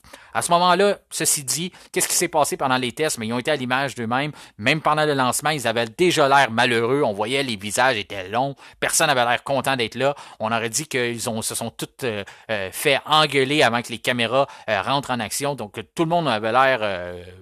on aurait dit que c'était une fin de saison difficile, puis pourtant, c'était le lancement. Puis d'habitude, au lancement, c'est un moment où tout le monde a des sourires, tout le monde a des histoires à nous conter, tout le monde est content. C'est la meilleure voiture qu'on a jamais conduite. On a fait un progrès. On a des bonnes pièces. On a développé là-dessus. On a hâte de l'essayer. D'habitude, on entend ces choses-là, mais là, c'était pas mal tranquille, surtout sur les visages. Quand la caméra se promenait là, à travers les pilotes, là, pas grand monde qui avait l'air content d'être là. Et même du côté du nouveau directeur, là, c'est ça, il n'y avait pas trop d'entrain non plus. Donc on dirait qu'on savait déjà où ce qu'on s'en allait. Qu'est-ce qui est arrivé avec Alpine? On le sait, on a des problèmes avec le groupe motopropulseur. Donc le moteur Renault est le plus faible de la grille. Tous les moteurs sont pas mal égaux en Formule 1. C'est une des plus belles, on peut dire une des plus belles parités qu'on a eues dans l'histoire de la F1, parce que les moteurs sont très semblables. On n'a pas vraiment des écarts là, comme dans le temps de la domination Mercedes où le moteur était extrêmement puissant en début de la nouvelle ère hybride, à ce moment-là, ben Mercedes avait vraiment un surplus de puissance sur les autres, mais là, c'est pas ça qu'on voit. On voit que autant du côté Ferrari, du côté Honda que du côté Mercedes, on a cette parité-là, mais du côté Renault, on tire, on traîne de la patte. On a vendu l'histoire qu'on avait 30% moins de puissance. C'est peut-être pas le cas, on l'exagère un peu, mais on a définitivement un écart de puissance avec les autres. Et comment qu'on cherche à le combler? Ben, l'année dernière, on a décidé de réduire le drag, donc la traînée. À ce moment-là, on a voulu dire on va percer plus le vent, on va avoir une moins grande restriction aérodynamique, puis on va essayer de gagner là-dessus, de bénéficier là-dessus. Donc, on a mis énormément d'argent de développement là-dessus. Nos efforts ont été concentrés là-dessus. Et pendant la saison morte et pour la nouvelle voiture, donc cette fameuse A524, on a décidé d'opter pour la mettre plus légère. Beaucoup d'écuries, vous savez, avec les nouvelles réglementations, les voitures sont lourdes, donc on veut chercher à descendre le poids. Donc, c'était la mission qu'on s'était faite chez Alpine, encore là, pour aider le moteur à compenser, dire, on met une voiture plus légère, notre moteur est moins puissant, ça est plus légère, ça va compenser, on va être capable de rejoindre un peu les autres, fermer cet écart-là. Puis, on a eu de la misère à passer des tests de collision. Donc, on dirait que ça, c'est venu tout un peu chambarder le plan qu'on avait. On est obligé de modifier des trucs pour passer ces fameux tests de collision-là qui sont faits par la FIA. Si vous n'êtes pas familier avec ça, ben on fait des tests de collision sur les devants, les côtés latérales, à l'arrière de la voiture. Donc, pour en cas d'impact, il faut qu'on respecte des certaines normes. Il ne faut pas que la cellule de survie du pilote soit touchée. Puis à ce moment-là, ben, on n'a pas réussi à passer ces tests-là chez Alpine. Donc, ce qu'on voulait faire, le plan initial n'a pas fonctionné. Donc, est-ce que c'est ça qui va causer des troubles à Alpine cette saison? J'ai bien peur que oui. En test, c'était catastrophique. Et puis, c'est pas moi qui le dis en premier lieu. Ça vient de Pierre Gasly et d'Esteban Ocon, qui sont pas mal bien placés pour nous le dire. Ils sont assis dans la voiture, donc les deux pilotes étaient unanimes que ça va pas bien chez Alpine. Est-ce qu'on va être capable de revirer la situation comme McLaren l'a fait la saison dernière? Il y a toujours une possibilité, sauf que j'en doute. J'imagine que ça va être un gros pas en arrière pour Alpine, une année de transition. On a eu beaucoup de départs. On avait mis notre directeur à la porte en plein milieu de la saison. On avait mis notre PDG à la porte. On avait mis, en tout cas, on a mis pas mal tout le monde à la porte. Il y a des gens qui ont quitté. C'est une nouvelle équipe, donc ça va vraiment être un pas en arrière. Ça va être un nouveau départ, mais ça va être une saison difficile pour Alpine, malheureusement. Pour l'écurie du milliardaire montréalais Lawrence Stroll, qui nous a dévoilé sa AMR 24, l'une des plus belles voitures de la grille depuis déjà plusieurs saisons, depuis qu'on a adopté le nom Aston Martin et ce fameux vert qui est magnifique. Je pense que c'est assez unanime là, pour avoir eu des discussions avec vous, comme quoi j'ai personne qui m'a dit qu'elle était pas belle cette voiture-là, avec la petite ligne jaune sur le côté, qui est pas sans nous rappeler le concept un peu que Mercedes a dans leur livrée. Donc c'est très beau, c'est très réussi. C'est la première fois que je parle du côté esthétique depuis le début de l'émission, parce que on le sait, c'est pas fort. Hein, cette année, je pense qu'on a peut-être eu l'une des les moins belles depuis. Ça m'a fait apprécier encore plus qu'on avait l'année dernière. Les livrées étaient très belles. Je pense que toutes les voitures de la grille avaient un petit cachet, un petit côté. Je les aimais pas mal tous. Puis là, maintenant, on dirait que c'est pas facile, mais on va attendre. Parce que souvent, quand la saison commence, on les voit rouler, on les voit en action, surtout à Bahreïn, sous les réflecteurs. On a eu la chance un peu de les voir durant les tests, mais c'est jamais pareil comme dans la saison. J'ai hâte de voir. Peut-être qu'on va se donner une chance, mais il y a énormément de noir. Le carbone, on veut favoriser, encore là, on en parlait, le poids. On veut limiter le poids sur les monoplaces. Donc, à ce moment-là, on dit on coupe sur la peinture, on favorise le carbone. Mais pourtant, la voiture qui a remporté 21 des 22 courses l'an dernier était peinturée à grandeur. Donc, je comprends pas qu'est-ce qu'on veut tant sauver à ce moment-là. On n'est pas capable de trouver des solutions. Donc, on dit, c'est la solution facile. On mettra pas de peinture sur notre char. Garoche un peu de collant un peu partout. Là. On va mettre un petit peu de peinture juste pour le dire. Mais à part de ça, on sauve là-dessus. Ça a été le cas de Alpine notamment. Mais du côté d'Aston Martin, on se gêne pas. On peinture ça du début à la fin d'un beau vert. C'est une des plus belles livrées. Puis on peut vraiment la distinguer des autres. On a vraiment une façon de dire ça, c'est un Aston Martin. Donc ça, je pense que pour les auditeurs à la TV, même ça a été dit souvent, là, je pense que vous l'avez lu à plusieurs reprises, vous étiez nombreux à mentionner ça, qu'il faudrait que la Formule 1 intervienne puis dire on n'a pas le choix de peinturer les voitures. C'est fini là, les histoires de carbone à la grandeur. On a le droit à un certain pourcentage, mais on se doit de mettre une couleur. C'est plus le fun pour les auditeurs à la TV, c'est plus le fun pour les gens sur place aussi, parce que quand les voitures y passent, là, vous savez, là, vous devez y aller voir des Grands Prix là, à Montréal, vous avez l'opportunité d'y aller, mais des fois, à vitesse qui arrive, là, c'est dur de différencier une voiture là, s'il n'y a pas des couleurs vraiment qui sont vraiment, notamment là, qu'on est capable de voir là, comme une Ferrari, admettons, ou la Red Bull avec le museau jaune à l'avant, ces choses-là. Mais quand c'est des des écuries qui se ressemblent trop, c'est pas évident de le savoir. Des fois, ça prend un certain moment, la voiture est quasiment partie de notre champ de vision, qu'on sait toujours pas c'est laquelle. Donc à ce moment-là, c'est ça. Ça, c'est quelque chose qu'il faudrait voir intervenir. Qu'est-ce qu'on propose cette année chez Aston Martin? Mike Crack nous mentionnait que toutes les pièces de la voiture, tous les composantes ont été améliorées. Donc, selon leur force. Donc, on a pris ce qui fonctionnait, puis on les a amenés à un deuxième niveau. Donc, on peut dire que c'est une AMR 23 2.0 qu'on nous présente cette année en Formule 1. Donc, c'est intéressant, c'est des bonnes nouvelles. On sait qu'on avait commencé fort lors de la saison, on avait faibli en milieu de saison. Fernando Alonso avait sorti des blocs, avait été chercher des podiums dès le premier Grand Prix pour Aston Martin. On lui souhaite 42 ans. Fernando Alonso, il en aura 43 cette année. On veut qu'il puisse continuer à nous démontrer qu'il n'a rien perdu de son talent, continue à être impressionnant. On se rappellera les grands moments qu'il nous a donnés au cours de la saison, non seulement au premier Grand Prix de Bahreïn, mais aussi à Sao Paulo avec sa bagarre épique qui est dans l'histoire de la Formule 1 contre Sergio Perez. Après ça, venez me dire que la saison dernière était pas bonne quand on a eu des histoires comme ça, et notamment un photo finish entre Fernando Alonso et Sergio Perez. Donc, on a eu des grands moments. Merci à Fernando Alonso qui a animé le spectacle. C'est notamment grâce à lui que la saison 2023 a été aussi bonne puis aussi divertissante malgré la domination, même si, vous savez, je suis pas contre les dominations parce que je pense que souvent, on les apprécie une fois qu'ils sont terminés. Mais on avait Fernando Alonso pour animer le spectacle. On était bien contents puis on souhaite que ça soit la même chose cette année, qu'il ait la voiture pour se faire justice, des bonnes bagarres avec Lewis Hamilton, avec Max Verstappen si c'est possible, Lando Norris, Oscar Piastri, peu importe. Tous les fois que Fernando Alonso est impliqué dans une bagarre, c'est toujours intéressant parce que c'est un pilote honnête qui tient son bout, mais qui laisse de la place aux autres pilotes. Donc, c'est toujours très plaisant pour les auditeurs de pouvoir bénéficier d'une bagarre signée Fernando Alonso. Et à part de ça, on a Lance Stroll qui est là aussi, il ne faut pas l'oublier. Lance Stroll a eu une saison difficile, on se le rappelle, la saison dernière, il commençait, à ce moment-ci, il avait les 2 poignets fracturés, il a dû être opéré, il avait aussi un orteil, donc c'est pas le meilleur départ, surtout quand on est un pilote qui a un peu de misère à se familiariser. On sait que Lance Stroll, c'est pas sa force, les qualifications, c'est pas sa force, comprendre une voiture, trouver les bons réglages, donc si on lui enlève les 3 jours de test en plus, mais à ce moment-là, c'est normal que ça y prenne plus de temps à se familiariser avec la voiture. On sait que la voiture évolue tout au long de la saison. Donc, si on n'a pas appris la base, ben c'est plutôt dur d'un week-end à l'autre d'être capable de vraiment prendre le dessus sur le retard qu'on a pris. À ce moment-là, j'ai hâte de voir cette année. Il va commencer en même temps que les autres. Puis il y a aussi le fait que peut-être pour la première fois depuis qu'il est arrivé chez Williams, il y a de la pression. Là, vous allez me dire, il y en a toujours de la pression en Formule 1. Ouais, mais pas autant quand t'es Lance Stroll. Mais là, je trouve qu'il y en a. Je pense qu'il y a eu un ultimatum la saison dernière. On l'a vu pour la première fois montrer du caractère. Il y en a qui ont pas aimé ça. Ça a déplu. Il y a un préparateur physique qui a payé la note. Lui, il s'est fait brasser pas à peu près, mais ça y apprendra de venir mettre sa face dans un cockpit d'un pilote qui vient de se faire éliminer en Q1. Mais à ce moment-là, c'est ça. Lance Stroll nous a montré du caractère. Il a montré qu'il y avait de la fierté, qu'il était pas juste là parce que, moi, ça appartient à mon père, puis je suis là pour le fun, puis je m'en fous, puis la fin de semaine, je vais faire du snow dans des montagnes. C'est pas ça, là. Il a montré que non, moi, là, c'est pas vrai que je vais me faire ridiculiser ici. Je suis pas content de ce qui s'est passé. Puis toi, enlève-toi dans ma face. Fait que c'est ça qu'on a eu le droit à voir. Puis ça, moi, ça m'a fait plaisir.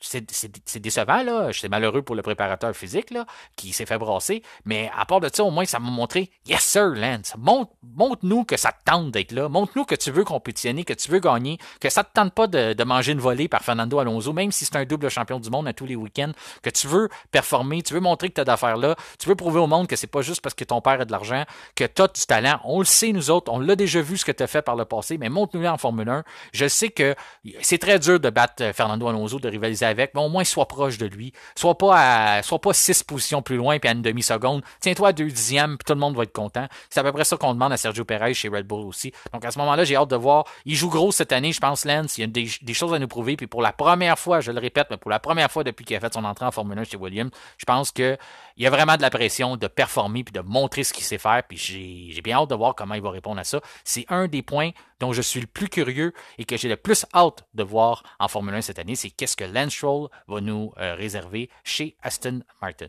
Du côté de l'équipe Orange Papaye qui nous a dévoilé sa MCL 38, on est retourné aux lamentalatures qu'on avait par le passé. Donc on avait dérogé de ça un peu pour avoir la MCL 60, question de célébrer un anniversaire chez McLaren, mais là tout d'un coup, on a a décidé de retourner à la base, donc la MCL 38, on suit son cours. Qu'est-ce qui s'est passé de bon chez McLaren? Ben, la grande nouvelle, ça a été la prolongation de contrat de Lando Norris. Au moins, on a décidé de mettre de côté les rumeurs qui stipulaient qu'il pourrait peut-être se joindre à Max Verstappen et faire équipe avec lui chez Red Bull. Là, maintenant, c'est tassé de l'équation. Il est là pour du long terme, une belle prolongation de contrat. Qu'est-ce que ça signifie aussi? Ça signifie que McLaren a maintenant l'un ou probablement le meilleur duo de pilotes. En tout cas, du moins, si c'est pas cette saison, quand que Lewis Hamilton va s'en aller du côté de Ferrari avec Leclerc, on pourra peut-être en reparler, mais à ce moment-là, moi, je pense que mon opinion, c'est que McLaren a le meilleur duo parce qu'on a non seulement le talent, on a l'attitude, on a de l'attitude de gagnant, donc on n'a pas des pilotes qui ont lancé la serviette l'année passée. Là. Si du côté de Mercedes, George Russell disait que la saison était finie pour donner les trophées à Red Bull, mais c'est pas ce qu'on entendait du côté de McLaren. McLaren, on s'est battu du début à la fin, on voulait aller chercher cette fameuse victoire, on voulait progresser, on voulait grandir en tant qu'écurie, et c'est ce qui a fait notre fierté, c'est ce qui a d'ailleurs convaincu un commanditaire comme Monster de rejoindre l'équipe papaye orange, de dire nous, on aime cette attitude-là parce que dans la vie de tous les jours, on est un compétiteur de Red Bull, donc on veut pas être associé à des gens qui lancent la serviette, qui disent que Red Bull, il n'y a rien à faire contre eux autres. On veut des gens qui veulent livrer une bagarre à cette autre compagnie de boissons énergisantes. Donc Monster a décidé de dire nous, on s'associe à McLaren, c'est l'attitude qu'on recherche dans notre entreprise. Donc, on les voit maintenant sur les casques, les uniformes des pilotes. Donc oui, on a un très très bon duo, non seulement, comme je le mentionnais, attitude, mais aussi jeunesse. On a Lando Norris, qui est pas très vieux, mais qui a d'expérience. Déjà sa 7e saison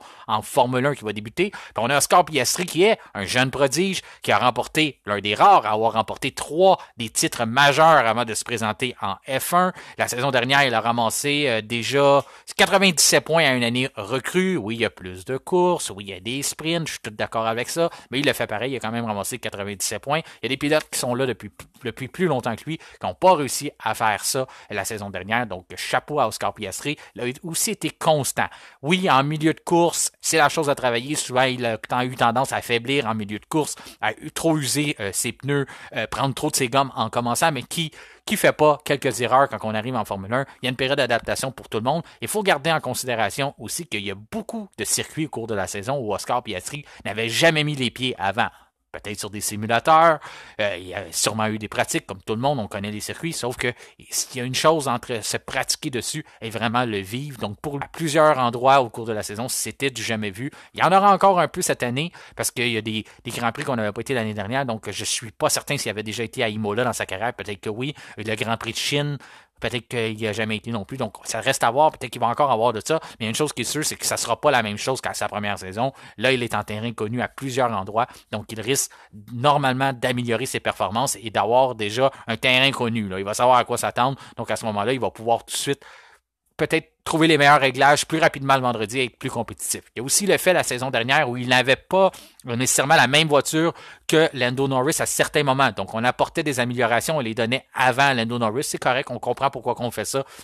C'est normal en Formule 1. Normalement, on peut pas amener des fois les améliorations sur 2 voitures en même temps. Aussi, des fois, c'est une façon de récolter des données, de dire on voit ce que la nouvelle voiture donne par rapport à l'ancienne. Il y a aussi le fait, des fois, c'est qu'on n'a pas assez de pièces de remplacement, donc on les garde seulement pour une voiture. Il y a toutes ces choses-là, ces contraintes-là qui rentrent. Ça fait partie, c'est des raisons logistiques que pourquoi on prend ces décisions-là. Donc, c'est normal, c'est pas rien contre Oscar Piastri, puis c'est pas pour le défavoriser de façon volontairement pour favoriser Norris. C'est juste coutume en Formule 1 que des fois, on n'a pas le choix pour des raisons logistiques. Donc, cette saison, est-ce qu'on va encore avoir cette situation-là où on va être capable d'emmener les améliorations sur 2 voitures en même temps? Ça reste à voir. Mais ça, c'était à prendre en considération pour le fait pourquoi il a été si loin ça de Lando Norris au chapitre des points. Donc, au chapitre performance, c'est quand même le seul pilote qui a récolté une victoire l'an dernier chez McLaren lors d'une sprint. Eh bien, oui, ils ont le meilleur duo de pilotes, mais qu'est-ce qui se passe avec la voiture? Qu'est-ce qu'on a vu cette année? Qu'est-ce qu'on a vu à la date dans les tests? On a vu certains bons moments. Il y a eu les moments où, encore là, le moteur Mercedes avait des problèmes de fiabilité. Mais côté temps, on a vu que Lando Norris a réussi à être compétitif à certains moments, mais encore là, comme bien des écuries, ça a été dur de se faire une idée. oui, à tous les tests, on a toujours des cachettes, mais cette année, je trouve qu'on en a eu encore plus. Il n'y a aucune écurie qui a battu le temps initial, donc la temps de la pole position de Max Verstappen la saison dernière à Bahreïn. Donc ça, c'est impossible que pendant l'hiver, tout l'argent qui a été investi, tout le temps, tout l'effort qui a été investi, ils ont toutes fait des voitures qui sont moins rapides que l'année dernière. Ça, c'est pas vrai. Et c'est la raison pourquoi McLaren non plus. On n'a pas vu des grands temps de McLaren. Même chose pour Aston Martin aussi, qui a joué beaucoup à la cachette. Mais je pense qu'on a une bonne voiture. Est-ce qu'on a vraiment fait un pas en avant à comparer de la saison dernière? Je le sais pas. Je trouve pas que côté à l'œil, on voit pas nécessairement beaucoup d'innovation sur cette voiture-là, mais ça peut être des choses qui sont dissimulées à l'arrière. En dessous, ça peut être le ballon de l'auto qu'on a changé. On a peut-être replacé des composantes ailleurs. On a peut-être beaucoup travaillé sur le sol de la voiture, le plancher qu'on voit pas. Donc, il y a plusieurs améliorations qui sont peut-être cachées. À première vue, on n'en voit pas tant que ça. On voit que le design est un peu plus agressif. Donc, le concept de la voiture semble un peu plus agressif, mais il reste quand même dans les mêmes lignées qu'on avait l'année dernière. Mais en même temps, on avait une formule gagnante en fin de saison, donc pourquoi complètement déroger de ça? Je pense qu'on risque d'être dans la bagarre, comme je le mentionnais au début. McLaren va être impliqué contre Aston Martin, va être impliqué contre Mercedes, contre Ferrari, et sûrement aussi contre les Racing Bulls qui vont rejoindre la bagarre. Donc, j'ai bien hâte de voir ce qu'on nous réserve. Une chose est sûre, on est entre bonnes mains avec les deux pilotes qu'on a dans nos MCL 38. Ce qui a le plus retenu l'attention pour la Scuderia Ferrari lors de la saison morte ou de la pré-saison, c'est bien entendu l'acquisition de Lewis Hamilton. Sauf que Lewis se joindra à l'équipe qu'en 2025. Donc pour l'instant, ça n'a pas d'impact en 2024, mis à part le fait que Carlos Sainz est déjà en connaissance de cause, qui ne sera pas de retour avec les Rouges la saison suivante. Donc, quel genre de dynamique est-ce que ça va impliquer entre lui et Charles Leclerc? Est-ce que les directives d'équipe vont aller du côté plus de Charles? Est-ce que Carlos Sainz va vouloir répondre à ces directives-là? On sait qu'il a la réputation souvent de questionner ce qu'on lui demande. Donc à ce moment-là, est-ce que ça va juste devenir pire? Est-ce qu'il va être plus paranoïaque un petit peu de savoir est-ce qu'on me joue dans le dos? Qu'est-ce que je fais? Il faut aussi qu'il pense à lui. Il faut qu'il soit un peu plus égoïste, même si tous les pilotes ont ce côté-là de penser à eux-mêmes. Mais il va falloir qu'il y pense encore plus parce qu'il a son avenir entre ses mains, comme plusieurs pilotes de la grille en 2024. Donc lui, il veut se faire valoir. Il veut aussi montrer à Ferrari qu'ils ont fait une erreur. Il veut se trouver un volant aussi chez une écurie compétitive. Je pense pas qu'il veut juste aller avec une écurie et se balader en Formule 1. C'est important pour lui de rester parmi une équipe qui peut devenir champion du monde parce que oui, tous les pilotes de la grille ont toujours cette idée-là qu'ils peuvent devenir un champion du monde. Donc, il n'a pas de différence du côté de Carlos Sainz. Il y croit vraiment et il veut se donner les chances de pouvoir atteindre son but. Du côté équipe, là, mis à part cette grosse transaction majeure-là qui a retenu l'attention, qu'est-ce qui s'est passé? Bien, on a fait un remaniement dans l'équipe de stratégie. Donc, ça, vous serez content d'apprendre ça. Je pense que c'est pas un secret dans le monde de la Formule 1. Tous les amateurs sont au courant, même ceux qui suivent de loin ou de près, comme quoi il y avait un grand problème, un immense problème du côté stratégique chez Ferrari, même si on l'a quelque peu amélioré, mais on partait de très loin en 2022. Donc, en 2023, on a fait des petites améliorations, mais il y avait encore plusieurs lacunes à certains endroits, là, comme quand on laissait les pilotes sur des gommes dures trop longtemps ou que les autres écuries rentraient changer d'eau pneus, puis nous, on continuait de se balader en course sans trop savoir pourquoi, puis on rentrait plus tard, finalement, on perdait des positions. Donc ça continue de se reproduire trop souvent. Et si on veut compétitionner avec Red Bull, qui ne fait pratiquement pas d'erreur, avec un pilote comme Max Verstappen, qui ne fait pratiquement pas d'erreur, donc il faut absolument enrayer ça et trouver des solutions à ça. Donc c'est ce que Frédéric Vasseur a pris en main, de dire on va modifier notre équipe de stratégie. On en avait fait un petit peu la saison où il est arrivé en poste, mais là, il a pu prendre connaissance un peu plus là, après une première saison, de voir c'était quoi les problèmes, où est-ce que ça se trouvait, c'est quoi qu'il fallait corriger. Donc à ce moment-là, il semble confiant d'avoir mis ça derrière lui, qu'on peut aller de l'avant chez Ferrari. Donc ça pourrait faire du bien, non seulement pour les partisans, pour les tifosi qui ont souffert beaucoup au travers des dernières années, mais aussi pour les amateurs de F1 en général, qui espèrent voir Ferrari être capable de livrer une bagarre, non seulement à Mercedes sur un terrain égal. On a trop laissé Mercedes prendre de l'avance en début de saison. On veut voir une bagarre entre ces deux écuries-là, mais on veut aussi voir Ferrari être capable de compétitionner, pas juste en qualification, mais en course avec Red Bull. Parce que trop souvent, oui, on avait une bonne voiture de qualification, mais en course, même si la Red Bull était plus dominante, souvent on allait se tirer dans le pied en optant pour des stratégies plus douteuses par rapport à l'écurie autrichienne qui, eux, sont souvent... on est souvent pile-poil sur ce qu'on doit faire. Donc à ce moment-là, il faut qu'on trouve des solutions chez Ferrari pour combattre la puissance de l'écurie autrichienne. Du côté de la voiture, qu'est-ce qu'on nous a dit? Fred Vasseur mentionne que 95% des composantes sont neuves. Donc, c'est une nouvelle voiture, c'est une nouvelle génération, même si on dit qu'on a gardé un peu le concept, notre philosophie, mais on a quand même changé énormément de pièces sur la voiture. Là, quand on parle de 95%, c'est énorme. C'est suffisant pour qu'on dise que c'est une voiture qui est entièrement redessinée. Est-ce qu'on change notamment tous les concepts? Non, mais on avait trouvé qu'on avait atteint le point, le maximum de ce qu'on pouvait développer avec cette voiture-là. On pouvait pas vraiment trouver des améliorations. On avait toujours les commentaires qu'elle était une voiture imprévisible. On avait aussi le même problème qu'on en parlait en début d'épisode, comme quoi que Haas avait de l'usure prématurée sur les gommes. Mais chez Ferrari, c'était pas à la même échelle, c'était pas aussi catastrophique, mais c'était déjà nettement supérieur aux autres écuries avec qui on veut compétitionner. Donc à ce moment-là, on l'avait vu, là, je sais pas si vous vous rappelez justement à Monza, lorsque Carlos Sainz avait fait un super temps, il avait réussi à décrocher la pole, mais à toutes les fois que les tours avançaient, on voyait Verstappen se rapprocher de lui et qui forçait Sainz à user ses gommes, quand même qu'il voulait les ménager, puis il savait que ça serait la stratégie du Néerlandais de le forcer à pousser la voiture en connaissance de cause que sa RB19 allait être capable de mieux ménager ses pneus, mais c'était pas le cas avec la Ferrari, donc on a dû corriger ça si on veut vraiment être capable de retourner et de compétitionner pour le championnat du monde et le championnat des constructeurs. Donc ça, c'est quelque chose qu'on s'est attaqué, c'est vraiment d'être capable de ménager nos pneus. Donc, ça va être intéressant de voir. Encore là, comme on a une voiture neuve, partout où on va arriver, on n'aura pas nécessairement de données. Va toujours falloir être capable de trouver les bons réglages. Ça va toujours être des terrains un peu inconnus pour la Scuderia. On a le personnel pour réussir à quand même trouver des solutions. Donc, ça va être intéressant tout le long de la saison. Est-ce qu'on va avoir des surprises encore ou à certains moments, on va se présenter sur un circuit puis la voiture va être extrêmement compétitive puis on va les voir décrocher une pole position. Puis à d'autres moments, on va les voir être plus en retrait puis pas être capable de trouver la solution. C'est ce qu'on voyait au cours de la saison dernière en espérant qu'on va être capable de corriger un peu ça, mais ça se pourrait que ça soit encore la situation du fait qu'on a une nouvelle voiture à 95% avec des nouvelles composantes. Donc, il y a certains endroits où si on n'est pas assez rapide pour comprendre la voiture et trouver les réglages favorables afin d'en extraire la performance, on pourrait à ce moment-là glisser et reculer de quelques positions.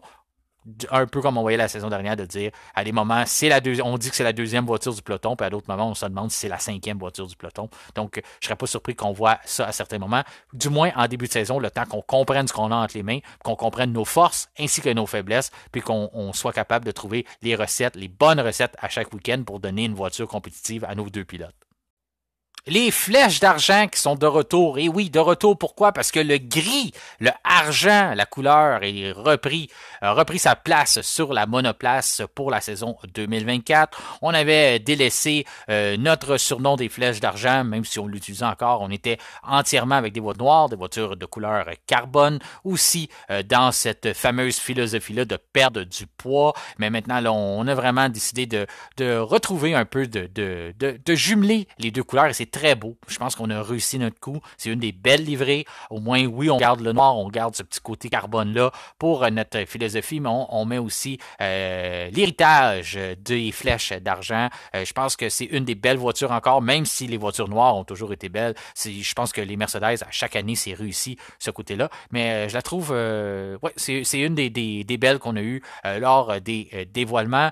Qu'est-ce qui s'est passé aussi à part de ça? C'est la voiture qui est nommée la W15, qui succède à la W14, W13 et ainsi de suite. On suit dans la même lignée des lamentlatures bien connues non seulement des écuries Formule 1, mais du manufacturier Mercedes à la base, avec ce fameux W-là au début des noms de voitures, les noms de châssis. Puis à ce moment-là, on sait aussi le retour de James Allison qui est le grand créateur, le Adrian Newey de l'écurie allemande. C'est lui qui a repris les rênes là, du développement. Lui qui s'était un peu retiré pour refaire d'autres projets, avait laissé sa place. Finalement, on a eu la technologie sans ponton qui n'a pas été un succès. Ensuite, on a eu une deuxième version un peu de mi-chemin de la sans ponton pour une dernière chance. Finalement, ça n'a pas fonctionné. En milieu de saison, on pourrait dire qu'on a eu quasiment une troisième génération depuis les nouvelles réglementations qui n'a pas fonctionné non plus. Puis, c'est ça. Là, c'est rendu qu'on essaie vraiment vraiment de rattraper tout ça, de partir d'un autre angle, aller emprunter la philosophie que Red Bull a. On s'est rendu à l'évidence, on a pilé sur notre orgueil, on a dit nos idées fonctionnent pas, donc on y va un peu avec ce qu'on a, mais on va grandement avec le principe Red Bull. On espère que ça va nous donner des bonnes performances, que ça va surtout nous ramener vers la victoire puis vers les notes, les standards qu'on avait fixés à travers les années. Là, c'est une écurie qui a gagné 8 championnats consécutifs des constructeurs, qui a gagné 7 championnats des pilotes avec Nico Rosberg, bien sûr, qui en a gagné un à travers tout ça. Donc, on n'est pas familier, là, nous. Là. C'est tout nouveau. Là. On est rentré en Formule 1, je le disais plus tôt dans l'émission, justement en 2010. On a commencé à gagner en 2014. Puis, il a fallu qu'on arrive en 2021 avant qu'on connaisse la défaite. Puis là, de connaître 3 saisons consécutives comme ça. Là, pour vous donner une idée, là, je vous donne ça, là, bien vite comme ça, là, à peu près. Là, j'ai ça pas loin de moi. Là, je calcule ça vite, vite. Mais ça donne là, la fiche avant le plafond budgétaire en Formule 1. Là, avant qu'on décide de dire aux équipes, là, à Mercedes notamment, c'est fini, vous ne pouvez pas dépenser 100 millions de plus que tout le monde, 80 millions de plus que Red Bull, puis 60 millions de plus que Ferrari. Faut que vous soyez restreint à un plafond budgétaire pour tout le monde qui est de 135 millions. La fiche, avant qu'on mette ce plafond-là, Mercedes a remporté 124 pôles, 120 victoires. Depuis qu'on limite le budget, puis qu'on leur dit vous n'avez plus le droit de dépenser plus que tout le monde. Il faut rester dans les budgets. 2 pôles, 1 victoire. Puis la victoire est survenue lors d'une sprint. Donc là, c'est tout un changement. Là. 124 pôles, 120 victoires à 2 pôles, 1 victoire. Non seulement on veut retrouver le chemin de la victoire, mais on veut aussi nous montrer, là, parce que là, il y a quand même notre image qui est en jeu. Parce qu'on pourrait facilement commencer à dire ouais, mais depuis que vous êtes obligé de dépenser les mêmes montants, c'est plus la même compétition. Est-ce que vous avez vraiment eu les meilleurs ingénieurs de l'histoire? Est-ce que vous avez vraiment été l'une des plus grandes écuries de l'histoire?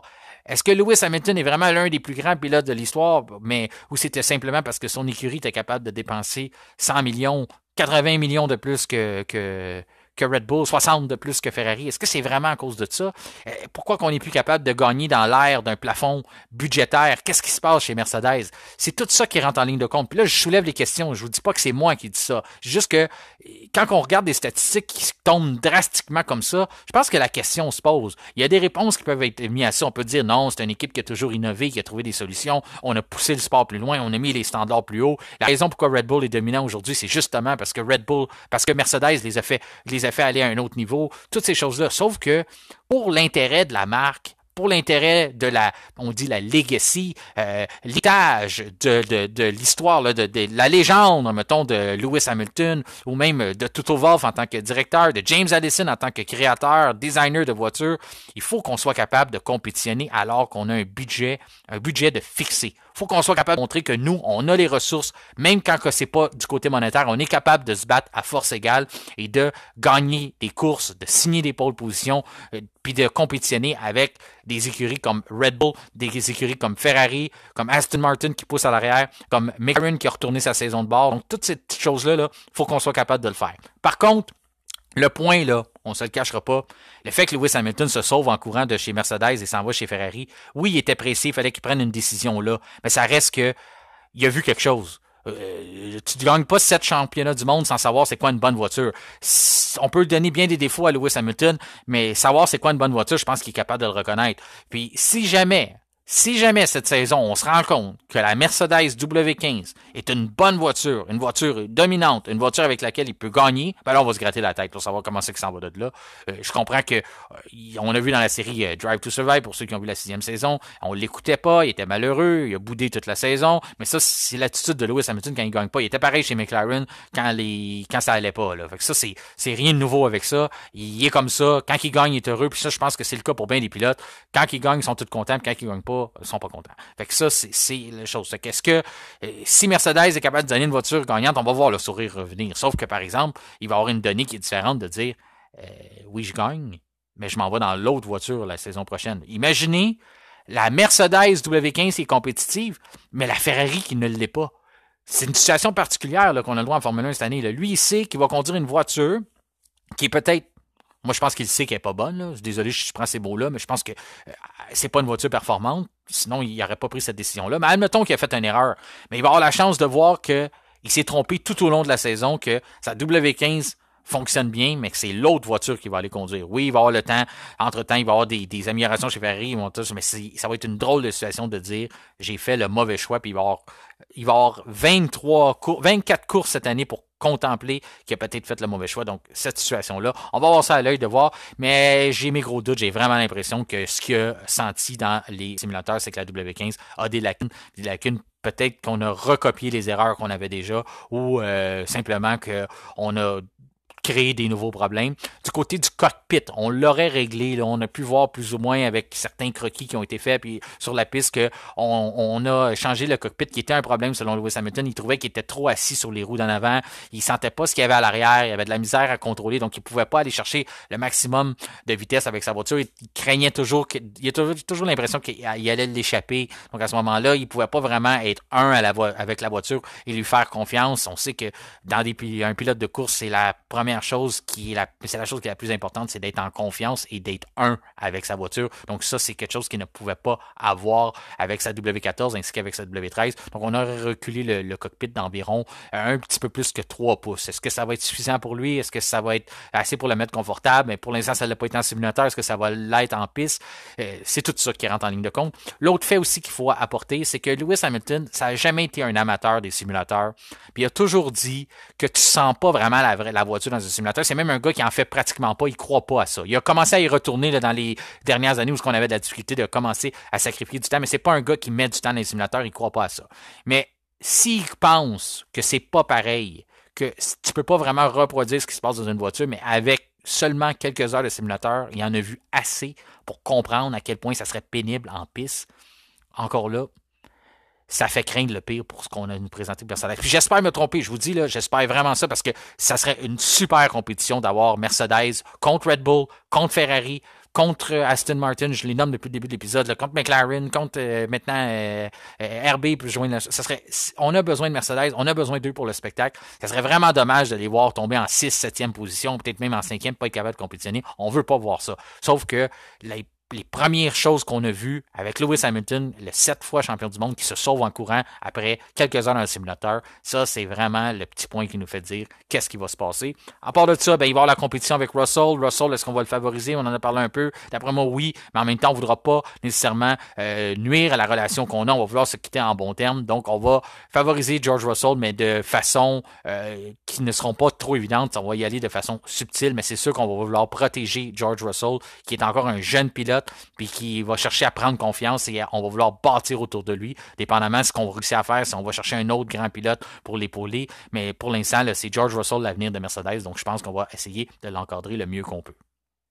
Il est maintenant temps de compléter la grille 2024 avec nul autre que les champions constructeurs lors des 2 dernières saisons en Formule 1, c'est-à-dire l'écurie Red Bull Racing. Mais avant, je veux apporter 2 petites corrections des erreurs qui se sont glissées. Vous savez que c'est aussi la pré-saison pour moi, une période de test, mais plutôt que d'avoir 3 jours comme les écuries de Formule 1, j'ai seulement un épisode afin de trouver mes bons réglages, question de performer pour vous lors de toute la saison. Eh bien, l'erreur que j'ai commise à 2 reprises, et j'en suis pas fier, c'est j'ai dit les auditeurs qui regardent la télé. Eh bien, c'est plutôt les spectateurs qui regardent la télé, donc correction apportée. Et l'autre, elle est encore plus grave, et si vous avez été choqué par ça, je m'en excuse. J'ai dit que la seule victoire de Mercedes depuis le plafond budgétaire était survenue lors d'une course sprint. C'est faux. C'est George Russell qui avait remporté le Grand Prix de Sao Paulo lors d'un vrai Grand Prix avec la vraie distance. Donc, si ça vous a choqué, je suis désolé, correction apportée.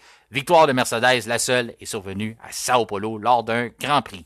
Maintenant, place à Red Bull. Red Bull qui a fait quoi l'année passée? Bien, ils ont dominé. Ils ont remporté 21 des 22 Grands Prix. La RB19 s'est dirigée directement au temple de la renommée de la Formule 1 aussitôt que la saison était finie. C'est une des plus grande voiture de l'histoire. Mais qu'est-ce qu'on a appris pendant la pré-saison? Ben, on a appris que Red Bull, c'était pas suffisant pour eux d'avoir une RB19 qui a dominé, qui a tout cassé. On veut répéter l'exploit, mais on veut faire encore mieux. On s'est dit, écoute, on peut voir ça comme ça. On a gagné 21 des 22, mais on a quand même perdu une. Je pense qu'on l'a pris de mal. On a dit, on veut plus en perdre, on veut toutes les gagner cette année. Fait qu'on a décidé de pousser ça encore plus loin. On se contente pas de la voiture. On redessine une nouvelle technologie, une nouvelle philosophie du grand Adrian Newey. Ben, c'est ce qu'on va avoir le droit cette année parce que la RB20 Oui, elle a des ressemblances à la RB19, mais on a décidé de pousser ça encore plus loin.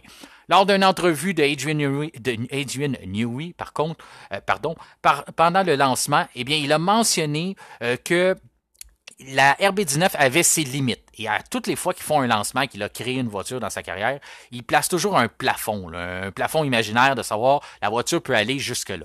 Par contre, à leur grande surprise, c'est que la voiture est allée beaucoup plus loin que ce qu'on avait prévu. On a réussi à atteindre on a réussi à surmonter ça. Et après ça, on a replacé un autre plafond imaginaire en milieu de saison. On a arrêté de développer la voiture, puis on s'est dit, c'est à peu près à ce moment-là où on va atteindre le maximum, puis on pourra plus aller plus loin. Puis à sa grande surprise, on a poussé ça encore plus loin. Et Adrian Newey a dit que c'était la plus grande surprise de sa carrière. Il n'avait jamais vu ça. Il a aussi donné le mérite pour ses exploits à Max Verstappen. Parce qu'il a dit, Max a vraiment réussi à pousser cette voiture-là au-delà que ce qu'on avait tout prévu. Et même quand on a fixé d'autres objectifs, il a réussi à pousser ça encore plus loin. Donc, il nous a vraiment pris par surprise. Pour lui, c'est la plus grande surprise de sa carrière, comme je vous mentionnais. Donc, c'était très intéressant à écouter de sa part quand il mentionnait ça. Puis quand on l'écoute, on se dit, c'est vrai, ça a bien du bon sens, parce que si la voiture avait été conduite, on imagine, la voiture aurait été conduite par deux Sergio Perez. On n'aurait jamais dit que cette voiture-là s'en va au temple de la renommée. Perez a remporté des victoires au cours de la saison, mais on n'aurait jamais dit hey, c'est la meilleure voiture, la voiture la plus dominante de l'histoire. C'est vraiment à cause de qu'est-ce que Max Verstappen a accompli dans cette voiture-là qu'on peut dire que la voiture a marqué l'histoire de la Formule 1 et qu'elle va être à tout jamais reconnue comme l'une des voitures la plus dominante. Mais d'après Adrian Newey, même lui ne s'attendait pas à ça. C'est vraiment les performances qu'on a réussi à débloquer à chaque week-end de course qui ont mené à ces statistiques-là. Donc, il donnait énormément de mérite au pilote vedette de l'écurie, Max Verstappen. Et j'ai trouvé ça intéressant de l'entendre, de dire que même lui, selon les plafonds qu'on avait préalablement installés, on avait des limitations avec la RB19, sauf qu'on les a jamais vraiment atteints. Et puis ça, quand on écoute ça, ben, ça met la table à ce qu'on voit cette saison. On se dit, OK, lui avait déjà prévu qu'on atteindrait des limites, donc on sait que cette stratégie-là, ben ce concept-là était limité, donc c'est pas surprenant de voir qu'on vient avec un nouveau concept en 2024, de dire on savait qu'on avait des limites, donc on va pas retourner avec ça pour finalement trouver où notre plafond puis se faire rattraper par les autres. Donc on a décidé de pousser ça un peu plus loin. C'est quoi qui est le grand changement de la voiture? Eh bien, c'est les systèmes de refroidissement qu'on a replacés. Adrian Newey, c'est un grand spécialiste de l'aérodynamisme, mais c'est aussi quelqu'un qui trouve toujours, on a le terme package, là, les emballages de la voiture. Donc, trouver où on place les composantes pour avoir le meilleur ballon. Quand on parle de Formule 1, là, on entend souvent les pilotes parler aux ingénieurs, je veux un ballon, j'ai mon ballon, j'ai pas de ballon. On veut toujours avoir le meilleur ballon. C'est très important. Donc, quand on vient placer les composantes, puis vraiment placer les poids pour être capable oui, d'aller chercher le meilleur ballon, mais d'avoir le meilleur partage des poids, à ce moment-là, ben, on cherche un peu à jongler où on va placer nos composantes parce qu'on ne peut pas en enlever. Là, ce qu'on a fait, c'est qu'on a cherché à positionner les radiateurs de façon différente, à réduire le poids de la voiture considérablement parce qu'on utilise des moins gros systèmes de refroidissement. Aussi, on peut les positionner, si ils sont plus petits, on peut aller les positionner dans d'autres façons. C'est un peu ce qu'on avait fait avec la boîte de transmission. Et avec le moteur, si vous êtes un peu familier avec le concept, le moteur Honda, c'est le plus petit de la grille. Pas en performance, mais en frais de dimension. C'est un plus petit moteur, ce qui permet l'emballage de la voiture de venir placer d'autres composantes autour du moteur parce qu'il prend moins de place. La même chose avec la boîte de transmission. La boîte en engrenage, c'est la plus petite de la grille. On a réussi à positionner ça, puis avec ça, on peut en gagner de la place dans le plancher. Le plancher est rendu super important en Formule 1 avec l'effet de sol. Donc, on peut gagner de l'espace pour maximiser l'aérodynamisme de la voiture. Donc, tout ce concept-là, c'est des idées qui viennent de Adrian Newey et de son équipe. Puis à ce moment-là, on récidive cette saison avec le nouveau concept de dire on attaque le système de refroidissement pour gagner de l'espace et le placer de façon plus stratégique.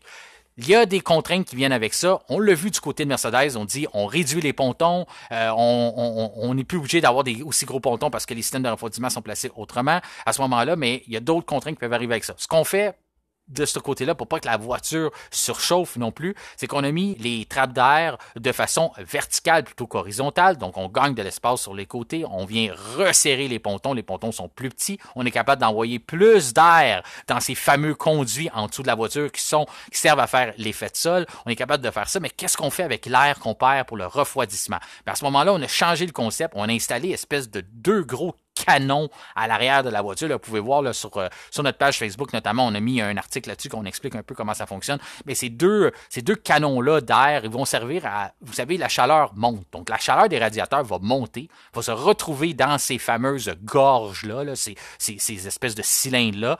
L'air va se retrouver là, puis quand la voiture va se promener, va rouler, bien, l'air, décidément, va rentrer dans ces canons-là et va servir à extraire l'air chaud à l'arrière, près des diffuseurs. Donc, c'est une nouvelle façon de refroidir qu'on se dit, si on est capable de faire ça, ben, on n'a plus besoin des gros radiateurs, on n'a plus besoin d'avoir des gros pontons, on peut maximiser notre air qu'on envoie dans nos conduits sous la voiture, sceller le sol, créer un courant négatif et positif qui vient vraiment comme aspirer la voiture, là, comme une balayeuse, coller au sol. Et qu'est-ce qu'on va faire? Ben, on va gagner de la vitesse en virage. Peut-être qu'on va en perdre un peu sur la ligne droite. Peut-être qu'on va avoir plus de training avec ce concept-là. On ne le sait pas encore. Peut-être que non plus.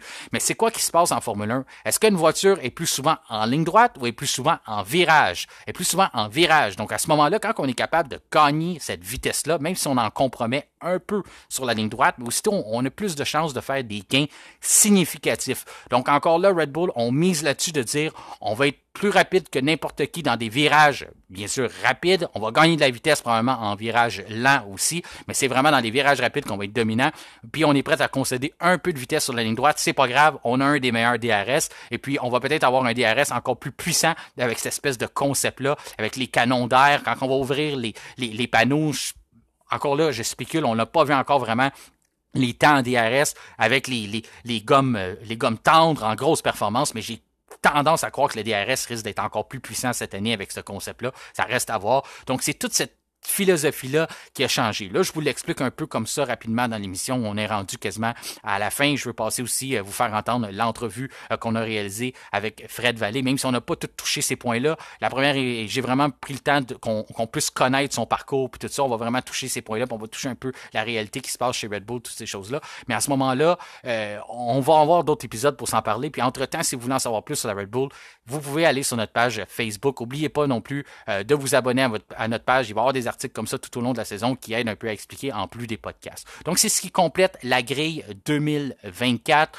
On a encore beaucoup de questions et beaucoup de réponses à avoir au cours des prochaines semaines, au cours de la saison, au cours de la prochaine année. On va en apprendre beaucoup plus sur ces fameuses technologies-là et les concepts qui ont été élaborés pour chaque écurie. Mais pour l'instant, ça dresse un peu le portrait global de ce qui nous attend en 2024. Maintenant, je vous présente l'entrevue que j'ai réalisée avec un gars de chez nous, Frédéric Vallée. Aujourd'hui à l'émission, il me fait plaisir de recevoir en provenance de Saint-Romuald, Québec, mais présentement en direct de Milton Keynes en Angleterre, un employé temps plein du département aérodynamique de Red Bull Racing, Frédéric Vallée. Bienvenue au F1 Podcast. Salut Martin, ça va? Ça va super et toi? Ouais, ça va, merci. Parfait. Aujourd'hui, tout d'abord, tu es un étudiant qui est toujours étudiant en génie mécanique à McGill. Et puis, maintenant, tu travailles chez Red Bull. Mais avant d'arriver chez Red Bull, qu'est-ce qui t'a passionné par l'ingénierie de puissance? Qu'est-ce qui t'a emmené à vouloir évoluer dans ce domaine-là? J'ai toujours un intérêt quand même pour les maths, là, puis la physique à l'école, là, au secondaire, après ça au cégep aussi. Puis plus précisément, l'aérodynamique, là, je te dirais que c'est venu du vélo, là. Je me suis mis à faire du vélo puis du triathlon à la fin de secondaire, début cégep. Puis il y a quand même une bonne partie de ta performance en vélo puis en triathlon qui vient de l'aérodynamisme. Puis, tu sais, avoir une position optimale, ça peut t'aider à gagner des secondes qui peuvent quand même être assez précieuses. Fait que je me suis mis à m'intéresser un peu à l'aéro avec ça. Puis c'est ça, après, je me suis inscrit à McGill en génie mécanique. J'ai rejoint l'équipe de la formule électrique là. Puis je me suis mis à faire comme de l'aéro plus pour tout ce qui est véhicule après ça, là, de par cette expérience-là. Parfait. Donc, à McGill, il y a un côté compétitif aussi qui est relié à ça, j'imagine. Tu travaillais à développer une voiture. Est-ce qu'il y a des compétitions de courses électriques ou c'est simplement pour le Ouais, but? ouais, c'est ça. Dans le Ouais? fond, on est une équipe d'une quarantaine, cinquantaine d'étudiants là, qui travaillent. Puis on design à chaque année une auto électrique, puis il faut comme refaire toutes les pièces à partir de zéro d'une année à l'autre, là. On peut réutiliser comme certaines parties du design. Mais oui, il y a des compétitions entre les universités nord-américaines, puis il y a des écoles qui traversent en Europe aussi, là, parfois pour venir compétitionner ici aussi. Là, c'est assez gros, je te dirais, niveau ingénierie là, des universités en Amérique du Nord et en Europe, là. Ah, parfait. Puis c'est intéressant. Fait que c'est ça, avec ça aussi, ça te donnait un peu la piqûre du côté, non seulement le côté performance, mais aussi le côté de compétitif, de dire trouver des résolutions de problèmes, mais toujours amener à extraire la performance d'une voiture, puis de ce que de votre construction, dans le fond, d'être capable d'avoir ce petit côté-là qui est relié à ça. Fait que là, à ce moment-là aussi, est-ce que c'est parallèle à ça que tu découvres la Formule 1? Parce que tu as découvert ça grâce à la série Drive to Survive, là. C'est vraiment là que tu as eu une certaine piqûre pour dans le fond, pour le sport de la Formule 1. Ouais, ben, tu sais, j'étais au courant que la Formule 1 existait, puis tu sais, je suivais pas ça avant beaucoup, mais c'est ça, là, quand j'ai écouté la série sur Netflix, ça a piqué mon intérêt, puis là, tu vois dans la série aussi tout l'aspect technique, puis tout le monde avec qui j'étais sur l'équipe à McGill aussi, là, sont fans de F1 par la bande aussi, parce que, tu sais, on se retrouve tous à faire ça, mais à plus petite échelle, puis avec un peu moins de budget, mettons, à l'école, là. Fait que c'est sûr que tu deviens fan, puis tu viens t'intéresser à l'aspect technique, mais aussi à la course automobile en tant que telle, là. Fait que, mais ouais, je te dirais que la série a quand même joué une bonne partie à me hook, puis à me rendre un fan de F1 là, au départ, c'est sûr. Exactement. Puis là, après ça, il arrive le moment où Mm. est-ce que tu dois te trouver un stage. Je sais que tu m'as déjà mentionné que tu avais fait un passage par la Suisse dans un échange étudiant, mais il y a un certain moment où Ouais. est-ce que faut que tu trouves un stage. Est-ce que c'est commun chez les autres étudiants autour de toi, là? Est-ce que tu as des amis aussi qui disent, ah, moi, je vais faire une demande dans une écurie de Formule 1, ou c'est vraiment toi de ton élan qui a dit, ça m'intéresse pas nécessairement de faire le stage qui est un peu plus commun dans le domaine, mais je vais aller un peu pousser ça plus loin puis faire le stage dans ce qui m'intéresse le plus avec la série Drive to Survive que tu viens de découvrir. Comment ça arrive, ce moment-là? Puis c'est quoi le processus d'arriver à rentrer en communication avec une écurie de Formule 1, mais aussi d'être capable de passer une entrevue, puis aussi de se faire retenir ses services, là, de dire oui, on te veut, puis viens avec nous, tu vas faire partie de l'équipe. Comment c'est arrivé un peu tout ce processus-là? Ben, je te dirais que côté comme entendre parler des postes puis tout, là, c'est bouche à oreille comme avec les de la formule électrique, là. Mais tu sais, c'est pas fermé là, après ça, là. Une fois que les applications ouvrent à l'automne pour ces stages-là, puis c'est pratiquement les mêmes descriptions de postes dans toutes les écuries, tu peux te trouver à appliquer un peu partout puis tenter ta chance dans toutes les équipes. C'est assez connu, je te dirais, dans le monde des étudiants qui font justement, c'est ça, les équipes de formule électrique des universités que tu peux appliquer pour ces jobs-là. Puis je suis vraiment pas le seul qui s'est essayé, là. Il y en a un autre avant moi, je pense qu'il avait réussi à décrocher quelque chose aussi de McGill il y a une couple d'années. Puis non, mais c'est ça, c'est assez connu là, qu'on peut s'essayer pour ça, là. Ouais. Donc, il y a beaucoup d'appelés, mais très peu d'élus. Ça, on peut dire ça, là. Dans le fond, faut te donner ce qui te revient, d'avoir été choisi. Là, ce que tu m'expliques, c'est que c'est connu, donc partout dans le monde, il y a des gens qui sont Ouais. au courant qu'il y a une façon, il y a un processus à suivre pour Mhm. pour poser sa candidature avec une écurie de Formule 1, mais toi, vraiment, tu as réussi à te démarquer. Est-ce que tu as une idée de qu'est-ce qui aurait pu faire que tu te démarques? Puis là, le processus, tu as combien d'écuries qui rentrent en contact avec toi, qui te disent, ah, OK, moi, Frédéric, on veut aller plus loin, on va te faire passer une entrevue. Il y a des tests qui viennent avec ça. C'est comment que ça fonctionne? Ouais, ben c'est assez similaire d'une écurie à l'autre quand même, là, que tu te retrouves à appliquer pour un poste, puis après ça, ouais, je l'ai fait à Mercedes, je l'ai fait pour AlphaTauri, Red Bull, Aston aussi, puis tu reçois une couple de tests à passer, là, ça dépend un peu d'une équipe à l'autre, là. Des fois, c'est des tests un peu plus de personnalité, un peu plus de QI, ou c'est des tests techniques vraiment appliqués au poste auquel tu as appliqué, là. Moi, c'était pour l'aérodynamique, fait que j'ai reçu une couple de tests, c'est ça que tu as à faire. J'ai l'impression que la façon qu'ils se servent de ça, c'est juste pour faire un genre de barème, là, de dire, tu sais, est-ce que la personne a ces connaissances-là de base, puis après ça, c'est une combinaison avec l'expérience que tu as sur ton CV, puis ton résultat à ces tests-là qui fait que tu peux te faire appeler en entrevue, là. Ouais. Parfait. Fait que là, tu reçois une lettre, j'imagine, de Mercedes ou même pas, ils font juste pas redonner suite à cette demande-là. Puis là, tout d'un coup, il y a une journée, tu reçois quelque chose de Red Bull qui dit on est intéressé à aller plus loin, t'as bien répondu Ouais, aux ben, tests. j'avais eu une entrevue avec Mercedes aussi avant d'avoir celle avec Red Bull, mais je pense que les autres, la façon que ça marchait, c'était comme plusieurs séries d'entrevues. Puis c'est ça, là, dans le fond, j'avais eu le courriel, il m'avait dit qu'il me passait en entrevue après ça, une couple de jours après chez Mercedes, puis mais j'ai pas comme passé à la deuxième ronde ensuite. Puis Red Bull, c'était assez similaire, là. J'ai fait les tests, j'avais envoyé mon CV, ma lettre de motivation. Puis après ça, j'avais reçu un courriel le dimanche, genre comme quoi je passais une entrevue le lundi soir. Puis après ça, ça avait été assez vite là, qu'ils m'avaient offert la job. Puis que j'avais tout signé les trucs, puis que je m'en allais en Angleterre comme une couple de mois après. Là, ouais. Wow, wow, c'est tout un feeling. Puis là, en plus, euh, tu arrives là en juillet, ton stage débute en Ouais. juillet, puis tu arrives en plein milieu où ils sont en train de battre des records, autant du côté de Verstappen que du côté de l'écurie. On est en train de marquer l'histoire, battre les records qui étaient déjà établis par McLaren par le passé pour des victoires consécutives. Donc, c'est quoi ce feeling-là? Ou si je peux développer un peu plus ma question, c'est quoi qui t'a impressionné le plus de non seulement sont en train de battre un record, mais tu arrives dans cette ambiance-là, mais il y a aussi l'usine, la technologie, l'ampleur du campus. C'est quoi qui t'a impressionné le plus Mhm. là, quand tu es arrivé, là? Ouais, ben c'est hâte de voir quand même quand tu arrives ici qu'il y a autant de ressources puis il y a autant de monde pour développer au final, tu sais, c'est une voiture, là. Ça, c'est sûr que ça frappe quand tu arrives ici puis tu vois ça que c'est quand même, c'est pas une petite opération, là, mettons. Non, c'est ça. Puis après ça, d'arriver comme ça en juillet, où est-ce que tu sais, c'était dans Winning Streak. Je peux dire que l'ambiance était assez bonne à l'usine, là. Il y avait personne de trop stressé, mettons, quand je suis arrivé là en juillet cet été, là.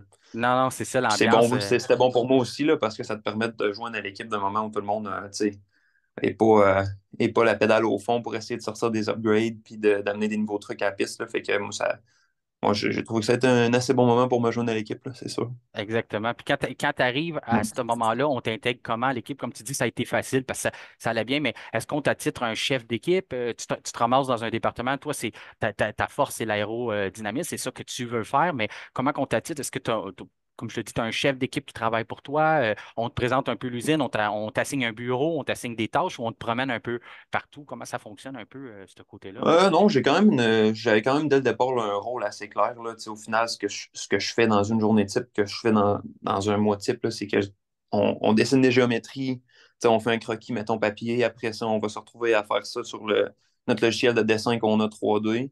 On se retrouve avec des surfaces qu'on peut simuler.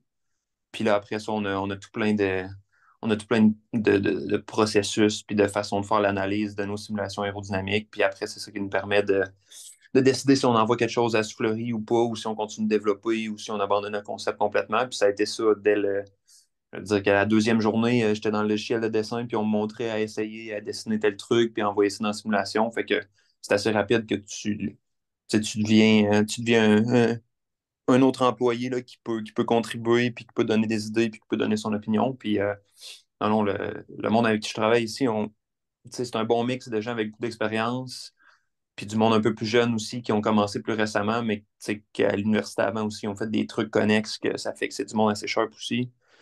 Puis ouais, au final, tu te retrouves à être dans un environnement où tu sais, tout le monde travaille dans le même sens, là, fait que ton opinion, il est écouté, tes idées aussi, tu sais, d'avoir un genre de point de vue un peu externe aussi au début, je pense que ça c'est bon, puis il aime ça, tu sais, avoir un peu un point de vue outsider en commençant. Fait que non, ça n'a pas été trop long que j'étais dans le bain, puis ouais, les gars avec qui je travaille tu sais, sont super aidants, puis ils sont super gentils aussi de base, là. Fait que je me suis assez bien intégré, puis c'est encore assez bonne ambiance, je te dis, au travail pour ça, là. Oui, c'est ça, c'est intéressant ce que tu me racontes. Dans le fond, c'est que si je comprends bien, c'est que vous travaillez, oui, vous travaillez en équipe, mais vous travaillez aussi chacun de votre côté, du sens Ouais. que vous emmenez vos idées sont mises, Ouais. puis là, ça, c'est rattrapé au vol, puis tout le monde travaille un Mhm. peu avec ça. Donc, oui, on peut dire un esprit de Ouais, compétition. c'est ça, on se retrouve à brainstormer, tu sais, à dessiner papier-crayon un peu ce qu'on pense, qu'est-ce qu'on pense que ça va avoir comme effet tu sais, sur l'aérodynamisme de l'auto, puis qu'est-ce qu'on va aller chercher comme effet. Puis tu sais, une fois qu'on a discuté nos idées, puis qu'on est fixé sur quelque chose, tu sais, on va chacun de notre côté, on fait notre géométrie sur l'ordi, puis après ça, on peut simuler, puis on peut envoyer ça à Soufflerie une fois qu'on est satisfait avec ce qu'on a dans la simulation. Puis là, toi, tu arrives, là, tu as vu la série Drive to Survive. Nous, on a une Hmm. vision de ça. On sait qu'il y a un esprit de compétition incroyable entre les écuries. Puis, mais pour quelqu'un qui passe ces journées-là, là, tu nous as expliqué un peu ce que tu fais dans ton corps de travail et tout ça, mais j'imagine que tu es là depuis juillet. Si tu avais une anecdote, mettons, à nous raconter, là, quelque chose, ou peut-être si tu en as deux, trois, inquiète-toi pas, je t'arrêterai pas. Pour nous, je suis sûr que pour les auditeurs, ça va être du bonbon à entendre tout ça. Donc, as-tu quelque chose à nous raconter qui peut arriver, même si c'est banal un peu, mais juste pour nous autres, je suis sûr que ça va nous faire écarquiller les yeux et on va faire wow. Tu sais. Qu'est-ce que tu as vécu un peu depuis ton arrivée en juillet? Ouais, ben, c'est sûr que de croiser les pilotes comme dans un environnement de même, où est-ce que tu sais, c'est pas une piste, un week-end de course une fois par année, là, que tu sais, mon bureau est pas trop loin du simulateur. Fait que tu vois les gars sortir, tu t'en vas te chercher un café, puis il y a Yuki dans le fil derrière toi, une affaire de même. Ou tu vas à la cafétéria, puis j'ai pu parler à Ricardo comme brièvement quand je suis arrivé, je pense, à la deuxième semaine, quelque chose comme ça, quand il y a eu son seat chez AlphaTauri, on a pu, tu sais, il souhaitait congrats, puis après ça, aller chercher notre lunch, puis tout. Fait que c'est assez hâte de juste voir ces gars-là, puis tu sais, de se dire, il y a pas longtemps, je les ai regardés à la télé, puis non, c'est sûr que c'est assez surréel, là. Ouais, Exactement. Puis Daniel est aussi sympathique en personne qui est à la télévision, j'imagine. ouais, ouais, c'est un bon Jack. C'est ça. Puis quand tu Ouais, travailles dans le département aérodynamique, quand on parle d'aérodynamisme en Formule 1, mais encore plus chez Red Bull, on a souvent tendance à dire que ce fameux mot-là rime avec Adrian Newey. Tu as la chance un ouais. peu de le côtoyer. As-tu eu la chance de le rencontrer un peu ou de le voir un peu le magicien à l'œuvre là, dans des rencontres, que ce soit à l'usine ou à l'extérieur de l'usine? Ouais, ouais, ben, j'ai pas eu l'occasion comme de travailler étroitement avec lui, je te dirais, là, mais tu sais, il se tient au courant des développements qu'on fait, puis quand il y a comme une pièce ou quelque chose qui l'intéresse un peu plus, là, j'ai eu à y envoyer un courriel d'eux pour quelque chose, une des pièces sur laquelle je travaillais plus tôt dans l'année. Puis ça aussi, c'était quand même assez cool, là, juste que j'étais en train de prendre une direction un peu différente de celle que historiquement il avait pris avec cette pièce-là. Fait que là, tu sais, il suit comme les résumés qu'on fait de nos simulations, les résumés de ce qu'on envoie dans Soufflerie aussi. Fait que là, il m'avait c'est ça, là, il m'avait approché et m'avait demandé tu sais, pourquoi on allait dans cette direction-là, pourquoi on faisait ça. Fait que non, j'avais eu à envoyer quelque chose. C'est assez. Ouais, c'est aussi c'est assez surréel parce que tu te dis qu'il n'y a pas longtemps, tu sais, c'est un autre que tu vois dans les médias, que tu vois à télé, puis j'avais lu son livre l'été d'avant sans savoir que j'allais travailler là, tu sais, l'année d'après. Là. Fait que non, c'est assez cool de dire que tu sais, pas de proche, là, mais que quand même de loin, tu collabores un peu avec lui sur le design de l'auto. Là. Ah non, c'est certain que ça fait des jaloux avec les étudiants à McGill avec toi. Je suis persuadé de Ouais. ça parce que moi, je suis pas étudiant en génie mécanique, puis je suis un peu jaloux, je dois t'avouer, que tu aies à côtoyer Adrian Newey. Puis, ben, à ce moment-là, c'est ça, tu nous as expliqué un peu, tu as effleuré un peu la question tantôt, à ce que ça ressemble un corps de travail pour toi, là, Ouais. mais est-ce qu'on parle du lundi au vendredi? Est-ce que c'est vraiment comme un travail d'aller à l'usine, tu pars avec ta boîte à lunch le matin? Tu commences à 8 heures. Comment ça fonctionne? Travaillez-vous la fin de semaine, des week-ends de Grand Prix? Est-ce que c'est plus spécial? Comment ça fonctionne un peu, ce côté-là? Je te dirais que le développement là, aérodynamique en tant que tel, là, c'est off-season, on-season, peut-être qu'il y a des périodes où il faut que tu pousses un peu plus pour être capable tu sais, donner tes surfaces pour qu'ils soient manufacturés à temps pour avoir un upgrade package. Mais sinon, je pense pas qu'il y ait une grosse distinction au cours de l'année. Puis c'est ça, c'est souvent le même cycle là, de dessiner quelque chose, de le simuler, de regarder tes résultats, d'analyser, tu sais, t'isoles dans le fond le changement que tu veux voir, puis quel effet ça a sur l'aérodynamique de l'auto. Puis après ça, une fois que tu en as discuté avec tes collègues, puis avec comme les boss de l'équipe d'aéro, ben là, on peut décider si on a envie de faire ces pièces-là, puis de les envoyer dans le soufflerie aussi, voir si c'est de la corrélation aussi avec notre modèle de simulation. Puis sinon, tu sais, quand il y a les week-ends de course, c'est le fun. Là, tous les gars, on a tout le free practice sur notre ordi le vendredi à la job. Tout le monde regarde ça, tout le monde regarde les lap time, on parle un peu, Ouais. on regarde ce que les autres font aussi un peu à ce moment-là. Puis c'est cool là, parce qu'en tant qu'étudiant, on peut aider aussi avec la stratégie, les week-ends de course. Là, fait que j'ai pu aller comme dans le genre de salle d'opération ouais, presque tous les week-ends depuis que je suis là en juillet où est-ce qu'il y a eu des courses. Là, j'ai pu passer comme mon samedi puis mon dimanche dans la salle d'opération, à regarder toute la data puis à donner un coup de main avec la stratégie. Là. Fait que ça, c'est assez hot aussi. Là. Ah, ça, c'est le fun. Puis, Dans Mm. un week-end de course, là, tu touches exactement où je voulais en venir avec ça. C'est dans un week-end de course, toi, tu es invité à aller là. Tu peux soutirer Ouais. toute l'information que tu veux apprendre de ça. Mais normalement, les gens qui sont convoqués, tu dirais qu'il y a combien de personnes qui travaillent sur un week-end de course à part les gens qui sont au Grand Prix? Donc, tu sais, souvent, on entend parler, ça va être envoyé à l'usine, ça va être analysé pendant la nuit. On va apporter des, des, des suggestions aux pilotes, on va apporter des suggestions aux mécanos, ces choses-là. Mais toi, tu étais là de façon volontaire, mais il y en a combien de personnes qui sont attitrées à être là pendant un week-end de course? Si tu avais à dire un Euh, chiffre, là, peut-être pas, tu l'as ouais, précisé. c'est quand même dur à dire parce que je sais qu'il y en a qui font du travail dans le simulateur aussi, puis ça, je suis pas en contact du tout avec ça. Mais dans la salle d'opération, tu sais, il y a de la place pour, peut avoir de la place pour 40-50 personnes au total au final, là. Fait que, ben, tu sais, ça dépend, là. Il y a du monde en stratégie, il y a du monde aussi qui font juste surveiller toutes les sensors et toute la data qu'on a de l'auto en temps réel pour être sûr que tout est bon, puis qui sont plus spécialisés dans certains domaines qu'eux, ils vont pas voyager avec l'équipe, ils vont pas aller à la piste, là. Mais c'est dur de mettre un chiffre là-dessus. Je te dirais que ça fluctue quand même au cours de la saison, là. Pour la saison. Ouais. Puis, quand on touche le domaine de l'aérodynamisme, on dit les pièces aérodynamiques, toutes ces choses-là, sans rentrer encore là dans les détails, je sais qu'il y a des choses que tu ne peux pas nous révéler, mais ça touche quoi, à vrai dire? Parce que souvent, on va avoir l'impression, pour les gens un peu à la maison qui nous écoutent, là, ils vont se dire aérodynamique, ah, c'est la forme de la voiture. Mais ça va plus loin que ça, là. On peut toucher, on peut aller jusqu'aux les freins aussi, toutes ces choses-là aussi Ouais. vont venir toucher un peu là. Est-ce que tu dirais quel pourcentage de la voiture est concerné par le domaine aérodynamique dans ce que tu as, dans ce que vous avez à travailler? Est-ce que c'est toute la voiture ou tu dirais qu'il y a un bon 80% où entièrement toutes les pièces passent par le département d'aérodynamique pour être vraiment sûr qu'il Ouais, n'y ait tout, pas quelque chose qui est échappé? tout ce qui est en contact, là, dis-toi que si tu pouvais mettre l'auto dans une piscine, genre, là, puis que tu pouvais parfaitement la sceller là, de l'intérieur, là, puis tu sais, il n'y a pas d'eau qui serait en moteur, quelque chose comme ça, là, tout ce qui est en contact avec comme l'air extérieur, on se trouve à le designer, là, que ce soit même une conduite pour amener de l'air jusqu'au frein, ou tu sais, que ce soit un morceau de carbone qui va par-dessus la suspension pour le rendre plus aéro. Il n'y a pas de détail qui est comme laissé à lui-même, là, je te dirais, le niveau aéro. Là. Puis, tu sais, tout est simulé, tout est essayé. On a des modèles qui essayent de représenter comme la réalité le plus fidèlement possible. Là, mais moi, c'est ça que je trouve le plus impressionnant. Ben, pas le plus impressionnant, mais c'est un des trucs que je trouve qui est assez fou. Là, c'est à quel point on va dans le détail pour certains trucs souvent aussi, puis à quel point on est capable de mesurer aussi des petites différences entre une pièce ou une autre, là.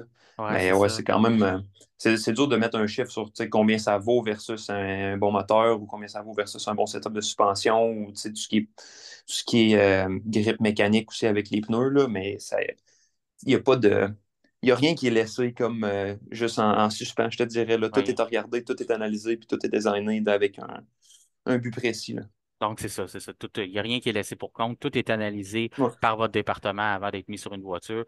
Il n'y a pas de petits détails ouais, qui font, oh non, ça ne serait pas grave. Si on est capable de le regarder puis de dire, on est capable de réduire le drag, la traînée en français, on ouais. est capable de travailler là-dessus, ben, ça va être pris pour compte puis ça va être analysé par votre Ouais, département. c'est sûr que tu as des limitations quand même pour tout ce qui est packaging. Il faut quand même que tu rentres tout ce qui est important pour qu'une voiture roule dans ton enveloppe aéro, là. Mais au final, on a quand même, tu sais, mettons que tu vas dans une compagnie qui fait des autos de production ou quelque chose comme ça va pas être l'aérodynamique qui va passer avant le packaging, alors que nous, ben, c'est l'inverse, là. Fait que tu te retrouves à designer pour que ce soit aéro, puis ensuite, c'est les équipes qui sont plus design mécanique puis packaging qui vont essayer de trouver des solutions créatives pour tout rentrer là-dedans après, là.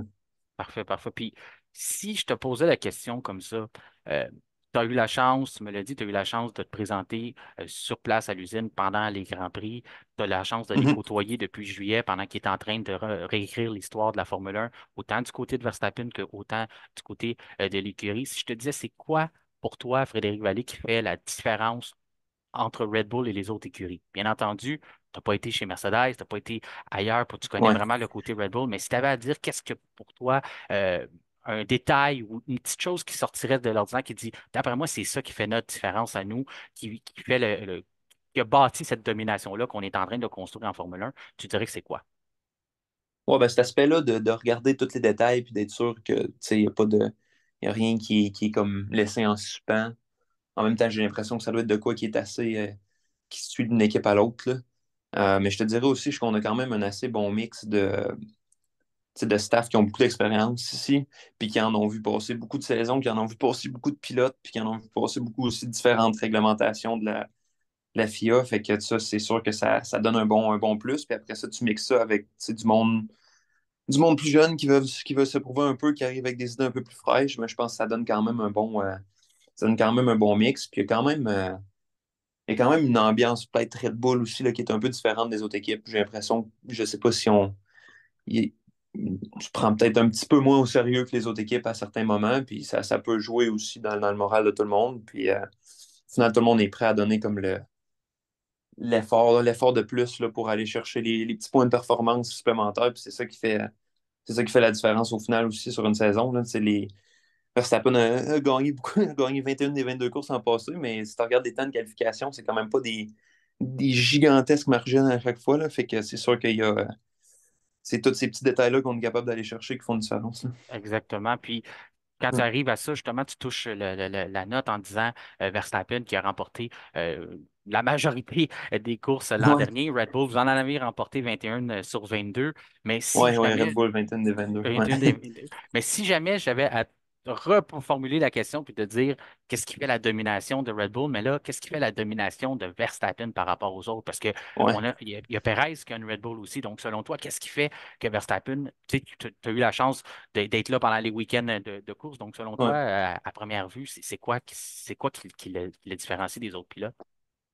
Ouais, ben, d'avoir pu l'écouter là, avec, tu sais, d'un débrief avec le staff comme d'ingénierie, puis quand il donne son feedback sur l'auto, puis quand tu sais, il est assez clair sur qu'est-ce qu'il veut avoir, que tu sais, s'il veut plus de grip en avant, plus de grip en arrière, puis il est vraiment capable de donner du feedback assez clair, puis assez constructif aussi, je pense, au staff d'ingénierie. C'est sûr que ça joue dans son succès, puis il y a toujours de l'air assez calme aussi, sincèrement, sur un week-end de course. Là, tu sais, c'est sûr que je ne l'ai pas vu encore dans une situation où on a eu beaucoup d'adversité ou que ça avait l'air d'être plus tendu ou quelque chose comme ça. Là, mais en tout cas, de l'impression que j'ai eue d'avoir pu écouter quand même plusieurs débriefs là, après des séances de pratique ou des qualifications, puis après les courses aussi, là, c'est qu'il est capable de dire ce qu'il veut, tu sais, directement, mais de le dire aussi que ça fasse du sens d'un point de vue ingénierie, puis qu'on sache un peu quoi faire, je pense, pour après ça ajuster l'auto.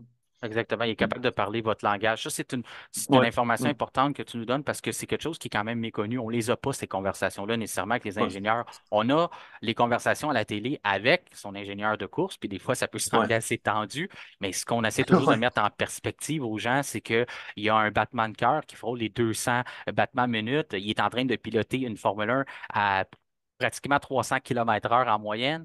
Donc, à ce moment-là, les conversations, c'est différent on ne met pas nécessairement de gants blancs, on passe le message le plus vite possible. Mais toi, de ce que tu exact. entendais à l'usine, c'est quelqu'un qui est capable de parler le langage des ingénieurs et d'aider au développement de la Mhm. voiture, c'est ça?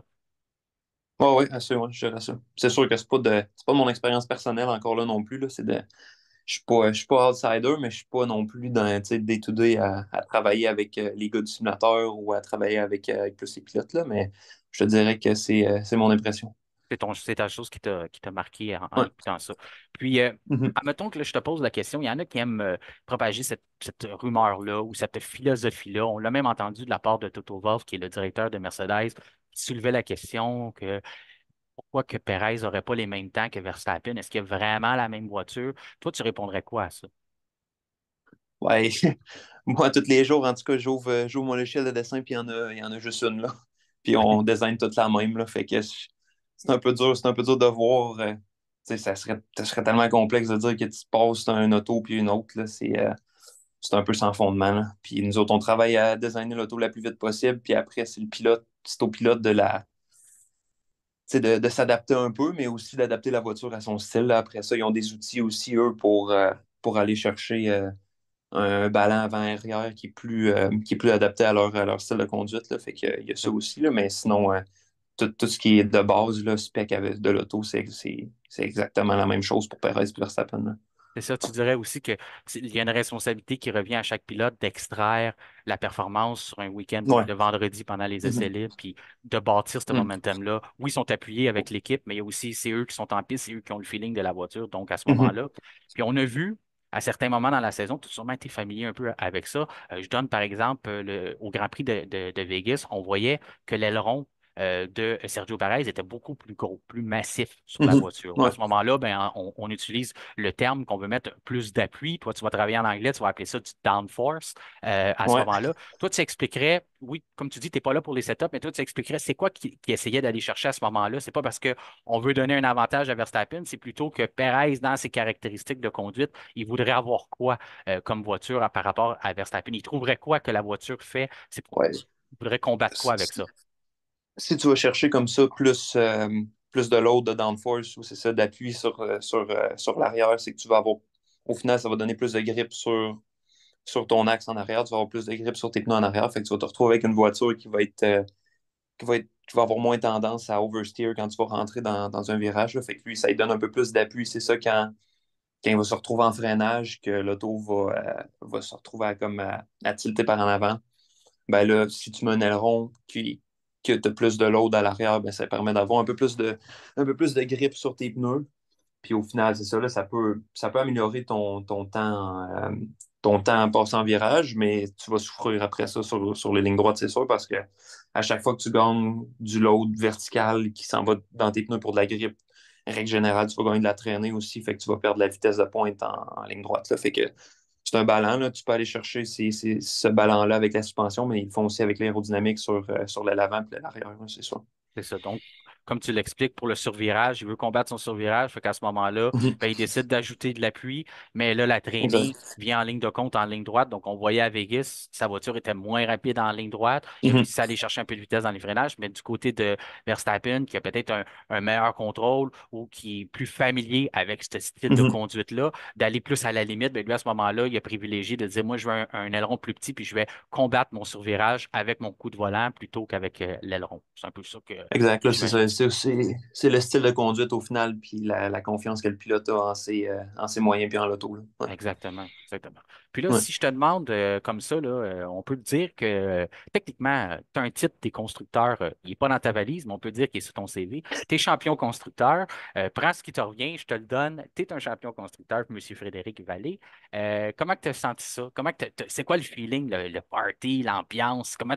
Tu sais, on s'entend, tu es privilégié 6 mois à peine après ton arrivée, tu as la chance de célébrer un titre de champion des constructeurs. Il y a des gens en Formule 1 qui doivent attendre plusieurs saisons avant de pouvoir se dire champion ou même d'avoir ce type de célébration-là. Comment tu as vécu ça? Ouais, les célébrations étaient assez cool, ça c'est sûr, là, avec tu sais, ça, tout le staff qu'il y a dans la salle d'opération les week-ends, là, ça a été. On a une belle soirée après la course au Japon, une belle journée puis une belle soirée après la course au Japon, mettons. Mais tu sais, c'est pas un titre pour lequel je peux prendre beaucoup de crédit, là, honnêtement, par contre, parce que j'ai pas contribué à la RB19 beaucoup, là. Si on gagne encore l'an prochain, par contre, je pense que je vais avoir peut-être un plus grand sentiment d'accomplissement, mais je ferai plus partie de l'équipe à ce moment-là. Je vais être de retour à l'université, là, mais c'est sûr que ça a été quand même assez cool de faire partie de ça. Puis le championnat des constructeurs, puis après ça, Max qui gagne le championnat des pilotes un peu plus tard dans la saison, là, ça a été des belles soirées avec l'équipe après. Puis après ça, c'est plus le fun de travailler dans une ambiance où l'équipe est en train de gagner puis pas à rattraper quelqu'un d'autre aussi, là. Oui, exactement. Puis t'en tires de Mhm. cette expérience-là quand même. Puis comme tu dis, là, tu vas regarder la nouvelle saison d'un autre œil. Il y a la RB20. Au Mhm. moment où on se parle, au moment où on enregistre ça, la RB20 a été dévoilée. Ben, en tout cas, ce qu'on voit de la RB20, parce qu'on Red Bull a la tendance à toujours nous réserver des surprises au cours de la saison. As-tu regardé un peu les autres livrées? Y a-t-il des choses qui ont attiré ton attention chez d'autres écuries, des nouvelles, ben, des aspects que tu dis, ah, ça c'est intéressant, ils ont ça de différent. As-tu eu la chance de regarder un peu? Ouais, ouais, c'est sûr qu'on a suivi le launch de toutes les équipes. On a regardé tout ce qui est side pod, tout ce qu'on peut voir là, dans le fond, là, aussi, tout ce qui est aileron arrière. L'Élavan de Mercedes nous a quand même un petit peu surpris hier, mais sinon, tu sais, c'est des trucs que.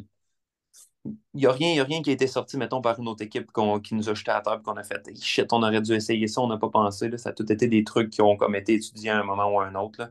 Puis au final, ça veut pas dire que parce qu'une équipe met quelque chose sur son package, ça va fonctionner sur une autre auto aussi, là. C'est toujours un ensemble, là, puis tu travailles à développer toujours sur tu sais, ta base que tu as au départ aussi. Là, fait que, Ouais, non, c'est sûr exactement. qu'on se retrouve à regarder les compétiteurs puis à voir un peu, à essayer de penser qu'est-ce qu'ils essaient de faire. Puis quand il y a des trucs qui sont intéressants, ben, ça coûte rien de les essayer nous autres aussi, mais non, il n'y a rien qui a jeté personne à terre, je pense, là, en termes de design. Exactement. Puis il y a les journées de test aussi, c'est toujours là. On sait la première journée de test, on essaie des choses. Deuxième, c'est vraiment vers la troisième journée. Puis tant qu'on n'a pas vraiment arrivé au circuit et qu'on ne voit pas vraiment une première séance de qualification, on ne peut pas vraiment tirer encore des conclusions. Est-ce que c'est vraiment là votre point pour vous de dire tant qu'on n'aura pas vu les qualifications, ben c'est plus là qu'on va vraiment savoir où est-ce qu'on s'en va cette année ou vous avez une échéance ou un point, admettons, qui est plus loin que la première séance de qualification qu'il va y avoir à Bahreïn à la fin du mois? Bon, je pense que ça devrait être quand même assez indicatif de où est-ce que tout le monde est là à ce moment-là. Ouais, enfin, ouais, samedi, quand les temps vont tomber à la fin de la troisième séance, là, on va avoir une bonne idée de où tout le monde est, mais en même temps, une saison en F1, c'est long, puis tout le monde a le temps de retravailler, puis d'amener des upgrades, puis Exactement. de faire la différence un peu plus tard dans la saison aussi. Là, On mais l'a vu avec moi, je McLaren suis. la saison Ouais. dernière. Ouais. Mhm. C'est ça, Ah ouais, McLaren. qui sont revenus d'assez loin quand même. Là. C'était assez impressionnant. Exactement. Moi, j'ai trouvé, j'imagine pour vous aussi, c'est quelque chose qui est assez impressionnant. C'est pas quelque chose qui est normal de voir normalement en Formule 1, de revirer une saison si vite que ça.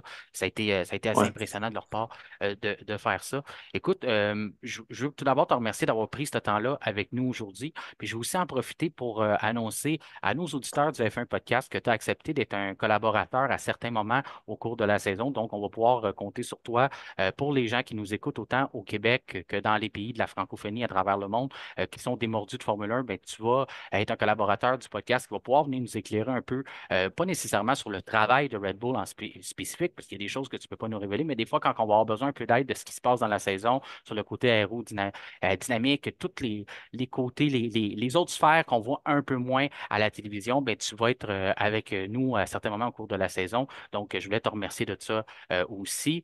Je vais te souhaiter aussi bonne chance. Je ne sais pas si c'est les termes que vous utilisez. Je n'ai pas envie de te souhaiter de te casser une jambe parce que je trouve que, il me semble, ça ne va pas bien. Mais je vais aussi te souhaiter bonne chance pour la saison. Puis on va regarder ça d'un œil attentif. On va te souhaiter que la RB20 que tu as aidé, que tu as Mhm. collaboré à la construction, à la conception, soit une voiture championne et à la hauteur de la RB19 surtout. Ouais, ouais, je l'espère bien. Merci beaucoup. Ça fait plaisir, Frédéric, puis au plaisir de se reparler bientôt. Tu as bien fait ça, puis ça va vraiment être un atout important pour le F1 Podcast que d'avoir un collaborateur comme toi. Pour les gens, tu es un gars de chez nous, puis je suis sûr que les gens vont t'ont découvert aujourd'hui, puis qu'il va y avoir un petit côté plus familier avec l'écurie Red Bull, là, qu'on Ouais. sait qu'on a un gars de chez nous qui travaille là-bas. Ouais, super. Bon, ça me fait plaisir en tout cas. Merci Merci beaucoup, de m'avoir Frédéric. eu aussi. Salut, à la prochaine. Ciao. C'est ce qui conclut le premier épisode de la saison. Merci d'avoir fait confiance à F1 Podcast et nous serons de retour jeudi en marge des séances d'essai libre du Grand Prix de Bahreïn. Bonne semaine!